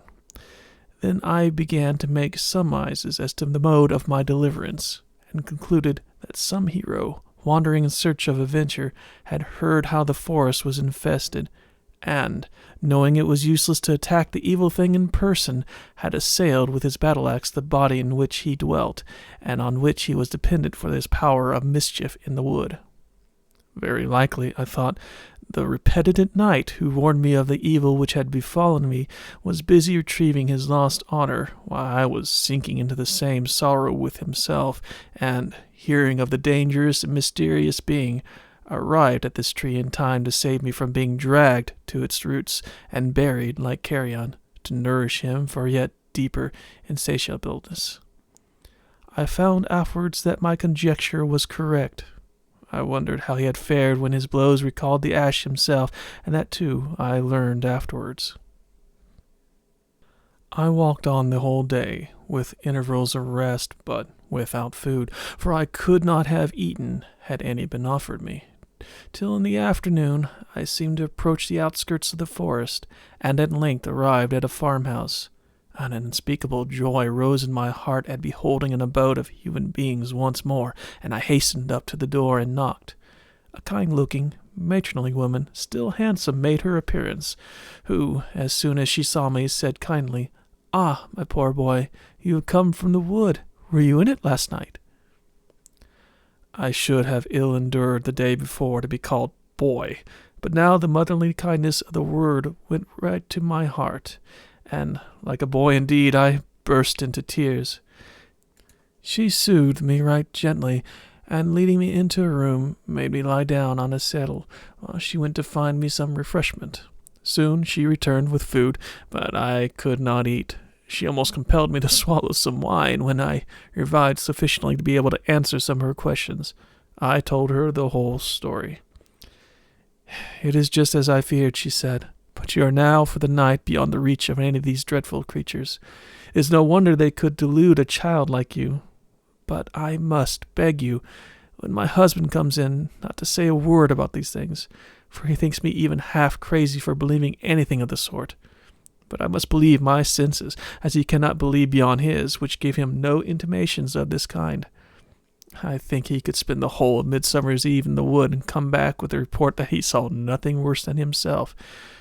Indeed, good man, he would hardly find anything better than himself. He had 7 more senses given to him. But tell me how it is that she could be so beautiful without any heart at all, without any place even for a heart to live in." "I cannot quite tell," she said, "but I'm sure she would not look so beautiful if she did not take means to make herself look more beautiful than she is. And then, you know, you begin by being in love with her before you saw her beauty, mistaking her for the lady of the marble. Another kind altogether, I should think. But the chief thing that makes her beautiful is this, that although she loves no man, she loves the love of any man, and when she finds one in her power, her desire to bewitch him and gain his love, not for the sake of his love either, but that she may be conscious anew of her own beauty through the admiration he manifests, makes her very lovely, with a self-destructive beauty, though, for it is that which is constantly wearing her away within, till at last decay will reach her face, and her whole front, when all the lovely mask of nothing will fall to pieces, and she be vanished forever. So a wise man whom she met in the woods some years ago, and who, I think for all his wisdom, fared no better than you, told me when, like you, he spent the next night here, and recounted to me his adventures." I thanked her warmly for her solution, though it was but partial, wondering much that in her, as in the woman I met on my first entering the forest, there should be such superiority in her apparent condition. Here she left me to take some rest, though, indeed, I was too much agitated to rest in any other way than by simply ceasing to move. In half an hour I heard a heavy step approach and enter the house. A jolly voice, whose slight huskiness appeared to proceed from overmuch laughter, called out, "Betsy, pig's trough is quite empty, and that is a pity. Let them swill, lass. They're of no use but to get fat. Gluttony is not forbidden in the commandments." The very voice, kind and jovial, seemed to disrobe the room of the strange look which all new places wear, to disenchant it out of the realm of the ideal into that of the actual. It began to look as if I had known every corner of it for 20 years, and when, soon after, the dame came and fetched me to partake of their early supper, the grasp of his great hand, and the harvest moon of his benevolent face, which was needed to light up the rotundity of the globe beneath it, produced such a reaction in me that, For a moment, I could hardly believe that there was a fairyland, and that all had passed through since I had left home had not been a wandering dream of a diseased imagination operating on a too mobile frame, not merely causing me indeed to travel, but peopling for me with vague phantoms the regions through which my actual steps had led me. But the next moment my eye fell upon a little girl who was sitting in the chimney corner with a little book open on her knee, which she had apparently just looked up to fix great inquiring eyes upon me. I believed in fairyland again. She went on with her reading as soon as she saw that I observed her looking at me. I went near, and peeping over her shoulder, saw that she was reading the history of Graciosa and Percinet. "Very improving book, sir," remarked the old farmer with a good-humored laugh. "We are in the very hottest corner of fairyland here. Stormy night last night, sir." "Was it indeed?" I rejoined. "It was not so with me. A lovelier night I never saw." "Indeed? Where were you last night?" "I spent it in the forest. I had lost my way." "Ah, then perhaps you'll be able to convince my good woman that there is nothing very remarkable about the forest. For, to tell truth, it bears but a bad name in these parts. I dare say you saw nothing worse than yourself there." "I hope I did," was my inward reply, but for an audible one I contented myself with saying, "Why, certainly I did see some appearances I could hardly account for, but there's nothing to be wondered in an unknown wild forest, with the uncertain light of the moon alone to go by." "Very true. You speak like a sensible man, sir. But we have but few sensible folks round about us. Now, you would hardly credit it, but my wife believes every fairy tale that was ever written. I cannot account for it. She is the most sensible woman in everything else." "But should not that make you treat her belief with something of respect, though you cannot share it in yourself?" "Yes, that is all very well in theory, but when you come to live every day in the midst of absurdity, it is far less easy to behave respectfully to it. Why, my wife actually believes the story of the white cat, you know, I dare say." "I read all those tales when I was a child, and know not that one especially well." "But, father," interposed the little girl in the chimney corner, "you know quite well that mother is descended from that very princess who was changed by the wicked fairy into a white cat. Mother had told me so many times, and yet to believe everything she says." "I can easily believe that," rejoined the farmer with another fit of laughter. "For the other night a mouse came gnawing and scratching beneath the floor, and would not let us go to sleep. Your mother sprang out of bed, and going as near as she could, mewed so infernally like a great cat, the noise ceased instantly. I believe the poor mouse died of the fright, for we have never heard it again." The son, an ill-looking youth who had entered during the conversation, joined in his father's laugh, but his laugh was very different from the old man's. It was polluted with a sneer. I watched him and saw that, as soon as it was over, he looked scared, as if he dreaded some evil consequences to follow his presumption. The woman stood near, waiting till we should seat ourselves at the table, and listening to it all with an amused air, which had something in it of the look with which one listens to the sententious remarks of a pompous child. We sat down to supper and ate heartily. My bygone distresses began already to look far off. "In what direction are you going?" asked the old man. "Eastward," I replied, or I could have given a more definite answer. "Does the forest extend much further in that direction?" "Oh, for miles and miles. I do not know how far, for although I have lived on the borders of it all my life, I have been too busy to make journeys of discovery in it. Or do I see what I could discover? It is only trees and trees till one is sick of them. By the way, if you follow the eastward track from here, you'll pass close to what the children say is the very house of the ogre that Hop-o'-my-thumb visited, and ate his little daughters with the crowns of gold." "Oh, father, ate his little daughters?" "No, he only changed their gold crowns for nightcaps, and the great long-toothed ogre killed them in mistake. I do not think even he ate them, for you know they were his own little ogresses." Well, child, you know all about it a greater better deal than I do.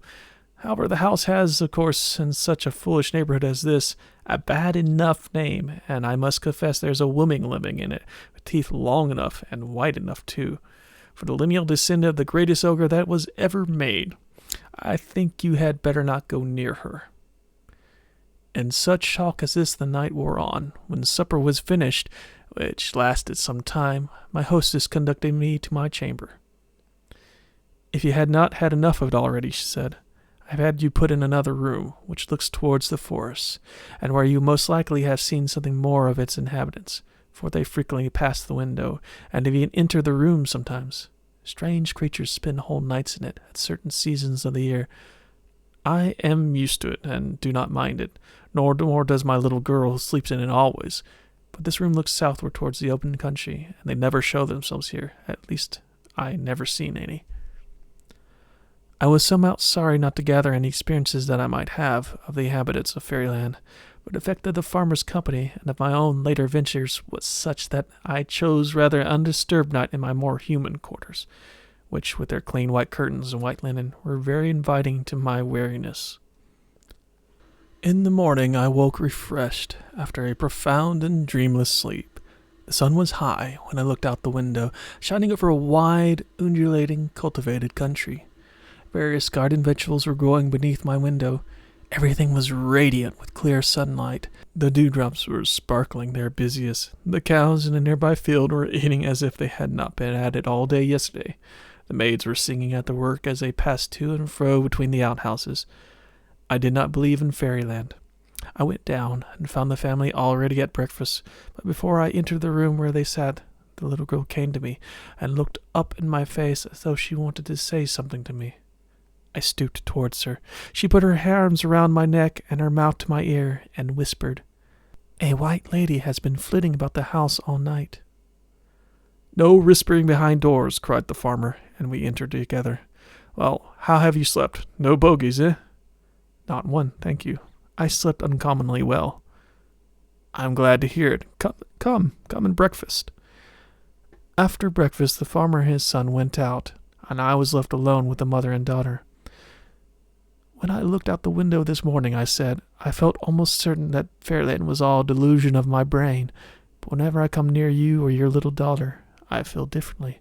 Yet I could not persuade myself after my last adventures to go back and have nothing more to do with such strange beings." "How will you get back?" said the woman. That I do not know." "Because I have heard that for those who enter Fairyland there is no way of going back. They must go on and go through it." "How? I do not in the least know." "That is quite the impression of my own mind. Something compels me to go on, as if my only path was onward. I feel less inclined this morning to continue my adventures." "Will you come and see my little child's room? She sleeps in the one I told you of, looking towards the forest." "Willingly," I said. So we went together, the little girl running before to open the door for us. It was a large room, full of old-fashioned furniture that seemed to once belong to some great house. The window was built with a low arc, and filled with lozenge-shaped panes. The wall was very thick, and built of solid stone. I could see that part of the house had been erected against the remains of some old castle or abbey, or other great building, the falling stones which had probably served to complete it. But as soon as I looked out the window, a gush of wonderment and longing flowed over my soul like the tide of a great sea. Fairyland lay before me, and drew me towards it with an irresistible attraction. The trees bathed their great heads in the waves of the morning, while their roots were planted deep in gloom, save where on the borders the sunshine broke against their stems, or swept in long streams towards their avenues, washing with brighter hue all the leaves over which it flowed, revealing the rich brown of the decayed leaves and fallen pine cones, and the delicate greens of the long grasses and tiny forest of moss that covered the channel over which it passed in motionless rivers of light. I turned hurriedly to bid my hostess farewell without further delay. She smiled at my haste with an anxious look. "You had better not go near the house of the ogre, I think. My son will show you another path which will join the first beyond it."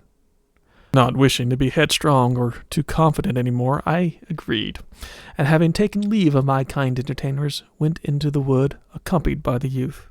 He scarcely spoke as we went along, but he led me through the trees till we struck upon a path.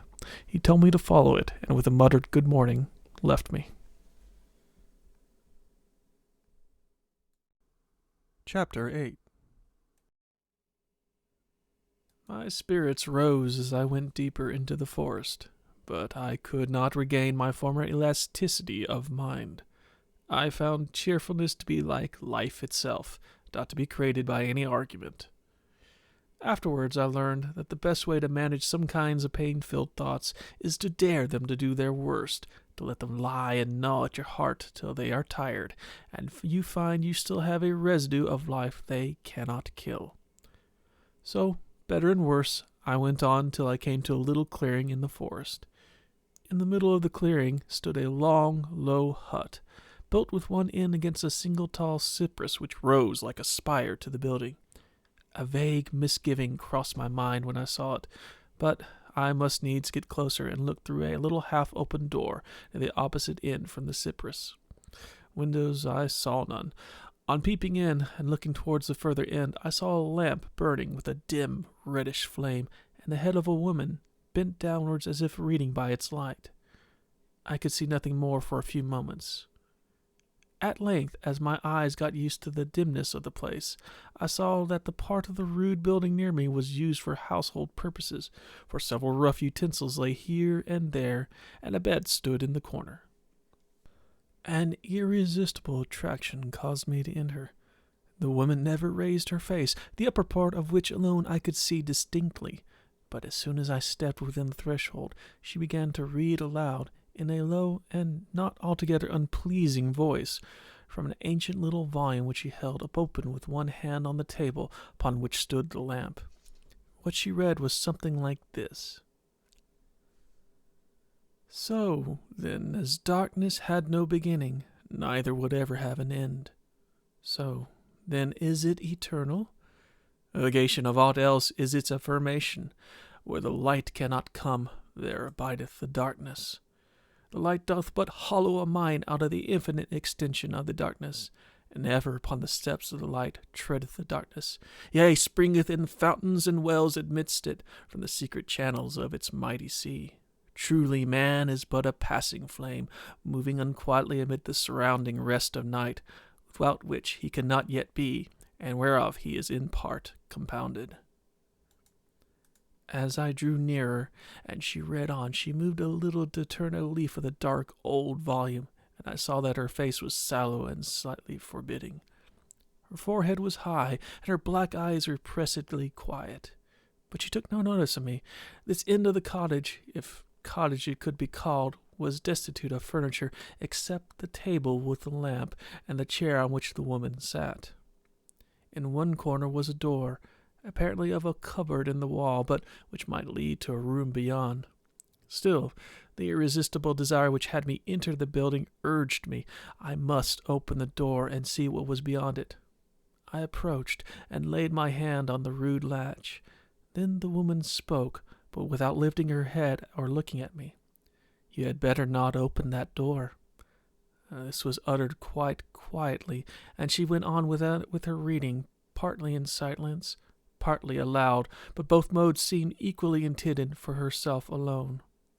The prohibition, however, only increased my desire to see, and as she took no further notice, I gently opened the door to its full width and looked in. At first I saw nothing worthy of attention. It seemed a common closet, with shelves on each hand on which stood various little necessaries for the humble uses of a cottage. In one corner stood one or two brooms, in another a hatchet and other common tools, showing that it was in use every hour of the day for household purposes. But as I looked, I saw that there were no shelves at the back, and that an empty space went in further, its termination appearing to be faintly gleaming wall or curtain, somewhat less, however, than the width and height of the doorway where I stood. But as I continued looking, for a few seconds towards this faintly luminous limit, my eyes came into true relation with their object. All at once, with such a shiver as when one is suddenly conscious of the presence of another in a room where he was, for hours, considering himself alone, I saw that the seemingly luminous extremity was a sky, as of night, beheld through the long perspective of a narrow, dark passage, through what, or built of what, I could not tell. As I gazed, I clearly discerned 2 or 3 stars glimmering faintly in the distant blue. But suddenly, and as if I had been running fast from a far distance for this very point, and had turned the corner without abating its swiftness, a dark figure sped into and along the passage from the blue opening at the remote end. I started back and shuddered, but kept looking, for I could not help it. On and on it came, with a speedy approach but delayed arrival, till at last, through the many gradations of approach, it seemed to come within the spear of myself, rushed up to me, and passed me into the cottage. All I could tell of its appearance was that it seemed to be a dark human figure. Its motion was entirely noiseless, and might be called a gliding, were it not that it appeared that of a runner, but the ghostly feet. I had moved back yet a little to let him pass me, and looked round after him instantly. I could not see him. "Where is he?" I said in some alarm to the woman who still sat reading. "There, on the floor behind you," she said, pointing with her arm half outstretched, but not lifting her eyes. I turned and looked, but saw nothing. Then, with a feeling that there was yet something behind me, I looked round my shoulder, and there, on the ground, lay a black shadow, the size of a man. It was so dark that I could see in the dim light of the lamp, which shone full upon it, appearing without thinning it at the intensity of its hue. "I told you," said the woman, "you had better not look into that closet." "What is it?" I said, with a growing sense of horror. "It is only your shadow that has found you," she replied. "Everybody's shadow is ringing up and down looking for him. I believe you call by a different name in your world. Yours has found you, as every person's is almost certain to do who looks into that closet, especially after meeting one in the forest, whom I dare say you have met." Here, for the first time, she lifted her head and looked full at me. Her mouth was full of long, white, shining teeth, and I knew that I was in the house of the ogre. I could not speak, but turned and left the house, with a shadow at my heels. "A nice sort of valet to have," I said to myself bitterly as I stepped into the sunshine, and, looking over my shoulder, saw that it lay yet blacker in the full blaze of the sunlight. Indeed, only when I stood between it and the sun was the blackness at all diminished. I was so bewildered, stunned, both by the event itself and its suddenness, that I could not at all realize to myself what it would do to have such a constant and strange attendance. But with a dim conviction that my present dislike would soon grow to loathing, I took my dreary way through the wood. Chapter 9. From this time until I arrived at the Palace of Fairyland, I can attempt no consecutive account of my wanderings and adventures. Everything henceforward existed for me in its relation to my attendant. What influence he exercised upon everything into contact with which I was brought may be understood from a few detached instances. To begin, with this very day in which he first joined me, after I had walked heartlessly along for 2 or 3 hours, I was very weary, and lay down to rest in a most delightful part of the forest, carpeted with wildflowers. I lay for half an hour in a dull repose, and then got up to pursue my way. The flowers on the spot where I had lain were crushed to the earth, but I saw they would soon lift their heads and rejoice again in the sun and air. Not so for those on which my shadow had lain. The very outline of it could be traced in the withered, lifeless grass and the scorched and shriveled flowers which stood there, dead and hopeless of any resurrection. I shuddered and hastened away with sad forebodings. In a few days I had reason to dread an extension of its baleful influences from the fact that it was no longer confined to one position in regard to myself. Hitherto, when seized with an irresistible desire to look on my evil demon, which longing would unaccountably seize me at any moment, returning at longer or shorter intervals, sometimes every minute, I had to turn my head backwards and look over my shoulder, in which position, as long as I could retain it, I was fascinated. But one day, having come out on a clear grassy hill which commanded a glorious prospect, though of what I cannot now tell, my shadow moved round and came in front of me, and, Presently, a new manifestation increased my distress, for it began to coruscate and shoot out on all sides a radiation of dim shadow.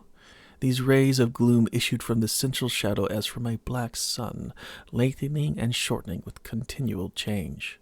But wherever a ray struck, that part of earth, or sea, or sky became void and desert and sad to my heart. On this, the first development of its new power, one ray shot out beyond the rest, seeming to lengthen infinitely, until it smote the great sun on the face, which withered and darkened beneath the blow. I turned away and went on. The shadow retreated to its former position, and when I looked again, it had drawn in all its spears of darkness, and followed like a dog at my heels. Once, as I passed by a cottage, there came out a lovely fairy child with two wondrous toys, one in each hand. The one was a tube through which the fairy-gifted poet looks when he beholds the same thing everywhere. The other, that through which he looks when he combines into new forms of loveliness those images of beauty which his own choice has gathered from all regions wherein he has traveled. Round the child's head was an aureole of emanating rays. As I looked at him in wonder and delight, round crept from behind me the something dark, and the child stood in my shadow. Straightway he was a commonplace boy, with a rough, broad-brimmed straw hat, through which brim the sun shone from behind. The toys he carried were a multiplying glass and a kaleidoscope. I sighed and departed. One evening, as a great silent flood of western gold flowed through an avenue in the woods, down the stream, just as when I saw him first, came the sad knight, riding on his chestnut steed. But his armor did not shine half so red as when I saw him first. Many a blow of mighty sword and axe, turned aside by the strength of his mail, and glancing adown the surface, had swept from its path the fretted rust, and the glorious steel had answered the kindly blow with the thanks of returning light. These streaks and spots made his armor look like the floor of a forest in the sunlight. His forehead was higher than before, for the contracting wrinkles were nearly gone, and the sadness that remained on his face was the sadness of dewy summer twilight, not that of a frosty autumn morn. He, too, had met the altar maiden in his eye, but he had plunged into the torrent of mighty deeds, and the stain was nearly washed away. No shadow followed him. He had not entered the dark house. He had not had time to open the closet door. When he ever looked in, I said to myself, must his shadow find him some day? But I could not answer my own questions. We traveled together for 2 days, and I began to love him. It was plain that he suspected my story in some degree, and I saw him once or twice looking curiously and anxiously at my attendant gloom, which all this time had remained very obsequiously behind me, and I offered no explanation, and he asked none. Shame at my neglect of his warning, and a horror which shrunk from even alluding to its cause, kept me silent, till, on the evening of the 2nd day, some noble words from my companion roused all my heart, and I was at the point of falling on his neck and telling him the whole story, seeking, if not for helpful advice, for of that I was hopeless, yet for the comfort of sympathy. And round slid the shadow and enwrapped my friend, and I could not trust him. The glory of his brow vanished, the light of his eye grew cold, and I held my peace. The next morning we parted. But the most dreadful thing of all was that I now began to feel something like satisfaction in the presence of the shadow. I began to be rather vain of my attendant, saying to myself, in a land like this, with so many illusions everywhere, I need his aid to disenchant the things around me. He does away with all appearances and shows me things in their true color and form. And I am not one to be fooled with the vanities of the common crowd. I will not see beauty where there is none. I will dare to behold things as they are, and if I live in a waste instead of a paradise, I will live knowing where I live. But of this certain exercise of his power which soon followed quite cured me, turning my feelings toward him once more into loathing and distrust. It was thus. One bright noon, a little maiden joined me, coming through the wood in a direction at right angles to my path. She came along singing and dancing, happy as a child, though she seemed almost a woman. In her hands, now in one, now in the other, she carried a small globe, bright and clear as the purest crystal. This seemed at once her plaything and her greatest treasure. At one moment you would have thought her utterly careless of it, and at another overwhelmed with anxiety for its safety. But I believe she was taking care of it all the time, perhaps not least when least occupied about it. She stopped by me with a smile and bade me good day with the sweetest voice. I felt a wonderful liking to the child, for she produced on me more the impression of a child, though my understanding told me different. We talked a little, and then walked on together in the direction I had been pursuing. I asked her about the globe she carried, but getting no definite answer, I held out my hand to take it. She drew back, and said, but smiling almost invitingly the while, "You must not touch it." Then, after a moment's pause, "Or if you do, it must be very gently." I touched it with a finger. A slight vibratory motion arose in it, accompanied or perhaps manifested by a faint, sweet sound. I touched it again, and the sound increased. I touched it a third time. A tiny torrent of harmony rolled out of this little globe. She would not let me touch it any more. We traveled on together all that day. She left me when twilight came on, but next day, at noon, she met me as before, and again we traveled till evening. The third day she came once more at noon, and we walked on together. Now, though we had talked about a great many things connected with fairyland and the life she had led hitherto, I had never been able to learn anything about this globe. This day, however, as we went on, the shadow guided round and wrapped the maiden. It could not change her. But my desire to know about the globe, when its gloom began to waver as with an inward light and to shoot out flashes of many-colored flame, grew irresistible. I put out both my hands and laid hold on it. Again the sound as before, the sound rapidly increased, till it grew a low tempest of harmony, and the globe trembled and quivered and throbbed between my hands. I had not the heart to pull away from the maiden, though I held it in spite of her attempts to take it from me. Yes, I shame to say, in spite of her prayers and at last her tears. The music went on growing in intensity and complication of tones, and the globe vibrated and heaved, till at last it burst in our hands, and the black vapor broke upwards from out of it, then turned, as if blown sideways, and enveloped the maiden, hiding even the shadow in its blackness.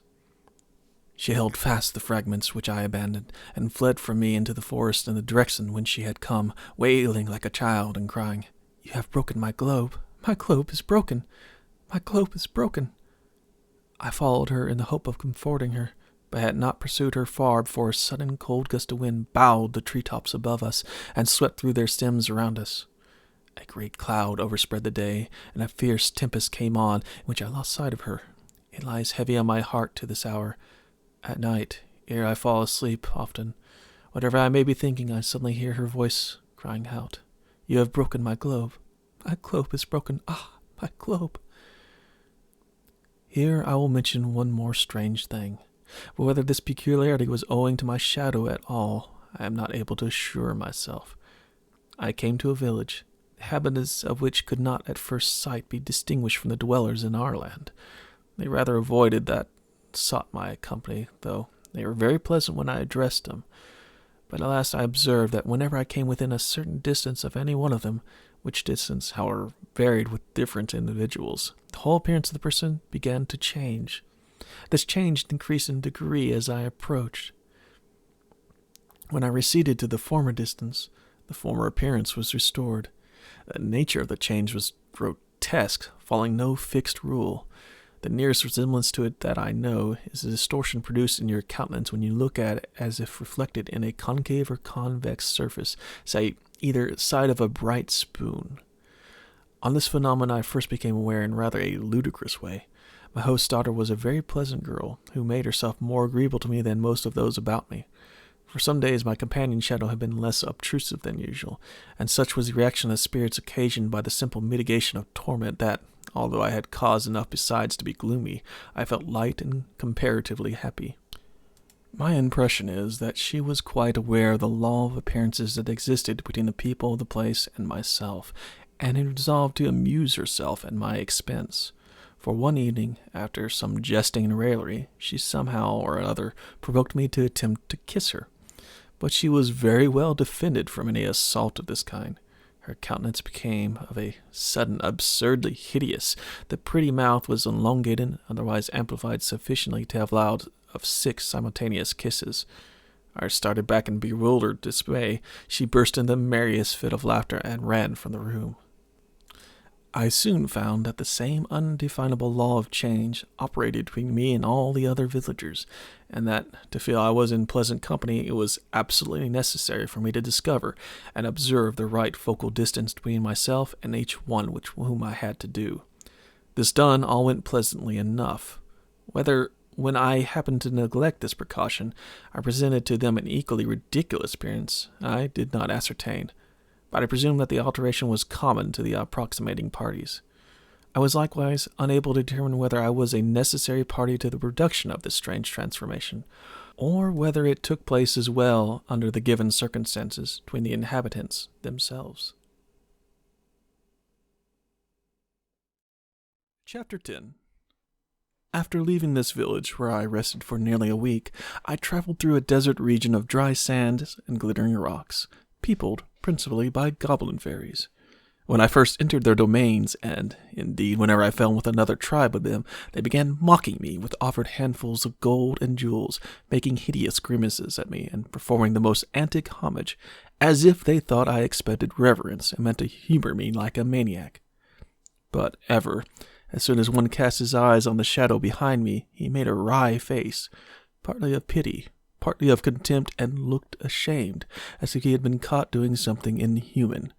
Then, throwing down his handful of gold and ceasing all his grimaces, he stood aside to let me pass in peace, and made signs to his companions to do the like.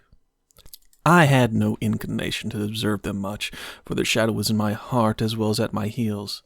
I walked listlessly and almost hopelessly along, till I arrived one day at a small spring, which, bursting cool from the heat of a sun-heated rock, flowed somewhat southwards from the directions I had been taking. I drank of the spring, and found myself wonderfully refreshed. A kind of love to this cheerful little stream arose in my heart.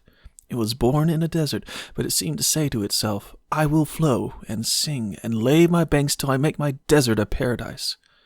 I thought I could do no better than to follow it, and see what made of it.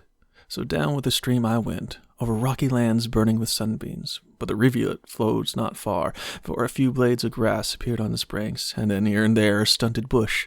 Sometimes it disappeared altogether underground, and after I had wandered some distance, as near as I could guess in the direction it seemed to take, I would suddenly hear it again, singing, sometimes far away to my right or left, amongst new rocks, over which it made new cataracts of watery melodies. The verdure on its banks increased as it flows. Other streams joined it, and at last, after many days of travel, I found myself one gorgeous summer evening, resting by the side of a broad river, with a glorious horse-chestnut tree towering above me, and dropping its blossoms, milk-white and rosy red, all about me. As I sat, a gush of joy sprang forth in my heart and overflowed at my eyes. Through my tears, the whole landscape glimmered in such bewildering loveliness that I felt as if I was entering fairyland for the first time, and some loving hand were waiting to cool my head, and a loving word to warm my heart.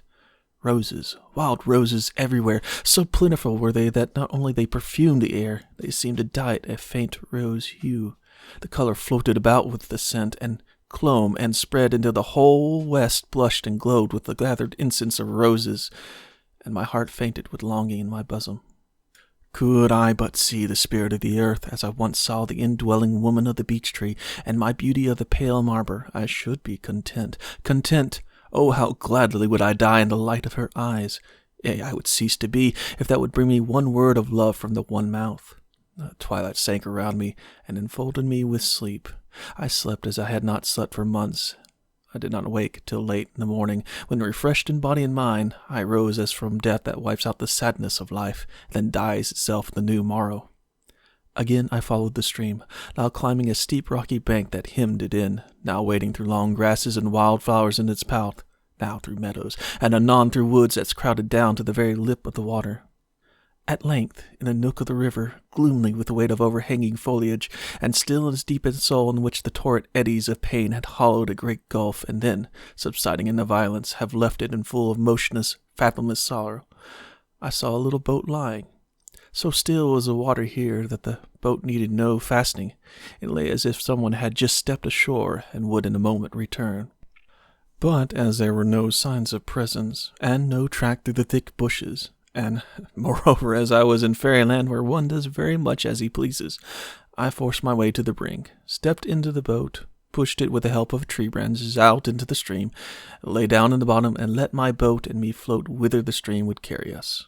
I seemed to lose myself in the great flow of sky above me, unbroken in its infinitude, except when now and then, coming near the shore at a bend in the river, a tree would sweep its mighty head silently above mine, and glide away back into the past, never more to fling its shadow over me. I fell asleep in this cradle, in which Mother Nature was rocking her weary child, and while I slept, the sun slept not, but went round his arched way. When I woke, he slept in the waters, and went on my silent path beneath a round silvery moon. And a pale moon looked up from the floor of the great blue cave that lay in the abysmal silence beneath. Why are all reflections lovelier than what we call the reality? Not so grand or so strong, it may be, but always lovelier. Fair as is the gliding sloop on the shining sea, the wavering, trembling, and resting sail below is fairer still. Yea, the reflecting ocean itself, reflected in the mirror, has a wondrousness about its waters that somewhat vanishes when I turn towards itself. All mirrors are magic mirrors. The commonest room is a room in a poem when I turn to the glass. In whatever way it may be accounted for, one thing we may be sure, that this feeling is no cheat, for there is no cheating in nature and the simple unsought feelings of the soul. There must be a truth involved in it, though we may but in part lay hold of the meaning. Even the memories of past pain are beautiful, and past delights, though beheld only through clefts in the grey clouds of sorrow, are lovely as fairyland. But how have I wandered into the deeper fairyland of the soul? As yet I only float towards the fairy palace of fairyland. The moon, which is a lovelier memory of reflects of the down-gone sun, the joyous day seen in the faint mirror of the brooding night, had wrapped me away. I sat up in the boat. Gigantic forest trees were about me, through which like a silver snake twisted and twined the great river. The little waves, when I moved in the boat, heaved and fell with a plash as of molten silver, breaking the image of the moon into 1,000 morsels, fusing again into one as the ripples of laughter die into the still face of joy. The sleeping woods, in undefined massiveness, the water that flowed in its sleep, and, above all, the enchantress moon which had cast them all with her pale eye into the charmed slumber, sank into my soul, and I felt as if I had died in a dream and should never more awake. From this I was partly aroused by a glimmering of white that, through the trees on the left, vaguely crossed my vision as I gazed upwards. But the trees again hid the object, and at that moment some strange melodious bird took up song and sang, not an ordinary bird song with constant repetitions of the same melody, but sounded like a continuous strain, in which one thought was expressed, deepening in intensity as evolved in progress. It sounded like a welcome already overshadowed with the coming farewell. As in all sweetest music, a tinge of sadness was in every note. Nor do we know how much of the pleasures of life we owe to the intermingled sorrows. Joy cannot unfold the deepest truths, although deepest truth must be deepest joy. Cometh white-robed sorrow, stooping and wan, and flingeth wide the doors she may not enter. Almost we linger with sorrow for very love. As the song concluded, the stream bore my little boat with a gentle sweep round a bend of the river, and lo, on a broad lawn which rose from the water's edge with a long green slope to a clear elevation from which the trees receded on all sides, stood a stately palace, glimmering ghostly in the moonshine. It seemed to be built throughout of the whitest marble. There was no reflection of moonlight from the windows. There seemed to be none, so there was no cold glimmer, only, as I said, a ghostly shimmer. Numberless shadows tempered from shine from column and balcony and tower, for everywhere galleries ran along the face of the buildings.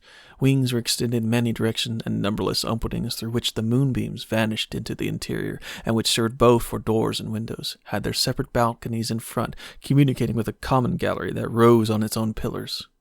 Of course, I did not discover all this from the river and in the moonlight, but though I was there for many days, I did not succeed in mastering the inner topography of the building, so extensive and complicated was it. Here I wished to land, but the boat had no oars on board. However, I found that a plank serving for a seat was unfastened, with that I brought the boat to the bank and scrambled on shore. Deep soft turf sank beneath my feet as I went up the ascent towards the palace. When I reached it, I saw that it stood on a great platform of marble, with an ascent by broad stairs of the same all around it. Arrived on the platform, I found there was an extensive outlook over the forest, which, however, was rather veiled than revealed by the moonlight. Entering by a wide gateway, but without gates, into an inner court, surrounded on all sides by great marble pillars supporting galleries above, I saw a large fountain of porphyry in the middle, throwing up a lofty column of water which fell, with a noise as a fusion of all sweet sounds, into a basin beneath, overflowing which it ran into a single channel towards the interior of the building. Although the moon was by this time so low in the west that not a ray of her light fell into the court, over the height of the surrounding buildings, yet was a court lighted by a second reflection from the sun of other lands. The top of the column of water, just as it spread to fall, caught the moonbeams, and like a great pale lamp hung high in the night air, threw a dim memory of light, as it were, over the court below. This court was paved in diamonds of white and red marble. According to my custom since I entered Fairyland of taking for a guide whatever I first found moving in any direction, I followed the stream from the basin of the fountain. It led me to a great open door, beneath the ascending steps of which it ran through a low arch and disappeared. Entering here, I found myself in a great hall, surrounded with white pillars and paved with black and white. This I could see by the moonlight which, from the other side, streamed through open windows into the hall. Its heights I could not distinctly see. As soon as I had entered, I had the feeling so common to me in the woods that there were others there beside myself, though I could see no one, and heard no sound to indicate a presence. Since my visit to the Church of Darkness, my power of seeing the fairies of the higher orders had gradually diminished, till it had almost ceased, but I could frankly believe in the presence while unable to see them. Still, although I had company, and doubtless of a safe kind, it seemed rather dreary to spend the night in an empty marble hall, however beautiful, especially as the moon was near the going down and would soon be dark. So I began at the pace when I entered, and walked round the hall, looking for some door or passage that might lead me to a more hospitable chamber. As I walked, I was deliciously haunted with a feeling that behind some one of the seemingly innumerable pillars, one who loved me was waiting for me. Then I thought she was following me from pillar to pillar as I went along, but no arms came out of the faint moonlight, and no sign assured me of her presence. At length I came to an open corridor, into which I turned, notwithstanding that in doing so I left the light behind. Along this I walked with outstretched hands, groping my way, till, arriving at another corridor which seemed to strike off at right angles to that which I was, I saw at the end a faintly glimmering light, too pale even for moonshine, resembling rather a stray phosphorescence. However, where everything was white, a little light went a great way. So I walked on to the end, and a long corridor it was. When I came up to the light, I found that it proceeded from what looked like silver letters upon a door of ebony, and, to my surprise, even in this home of wonder itself, letters formed the words, "The Chamber of Sir Anotis." Although I had as yet no right to the honors of a knight, I ventured to conclude that the chamber was indeed intended for me, and, opening the door without hesitation, I entered. Any doubt as to whether I was in the right in doing so was soon dispelled. What to my dark eyes seemed a blaze of light burst upon me. A fire of large pieces of some sweet-scented wood, supported by dogs of silver, was burning on the hearth, and a bright lamp stood on a table in the midst of a plentiful meal, apparently awaiting my arrival. But what surprised me more than all was that the room was in every respect a copy of my own room, the room whence the little stream from my basin had led me into Fairyland. There was a very carpet of grass and moss and daisies, which I myself had designed. The curtains of pale blue silk that fell like a cataract over the windows, the old-fashioned bed with the chintz furniture, on which I had slept from boyhood. Now I shall sleep, I said to myself. My shadow dares not come here. I sat down to the table and began to help myself to the good things before me with confidence. And now I found, as in many instances before me, how true the fairy tales are, for I was waited on all the time of my meal by invisible hands. I had scarcely to do more than look towards anything I wanted, when it was brought me, just as if it had come to me of itself. My glass was kept filled with the wine I had chosen, until I looked towards another bottle or decanter, when a fresh glass was substituted, and the other wine supplied.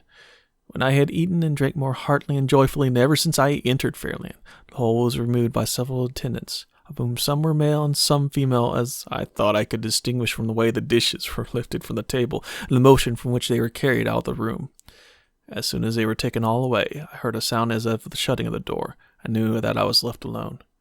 I sat long by the fire, meditating and wondering how it would all end, and when at length, wearied with thinking, I betook myself to my own bed, It was half with a hope that, when I awoke in the morning, I should awake not only in my own room, but in my own castle also, and that I should walk out upon my own native soil and find that Fairyland was, after all, only a vision of the night. The sound of the falling waters of the fountain floated me into oblivion.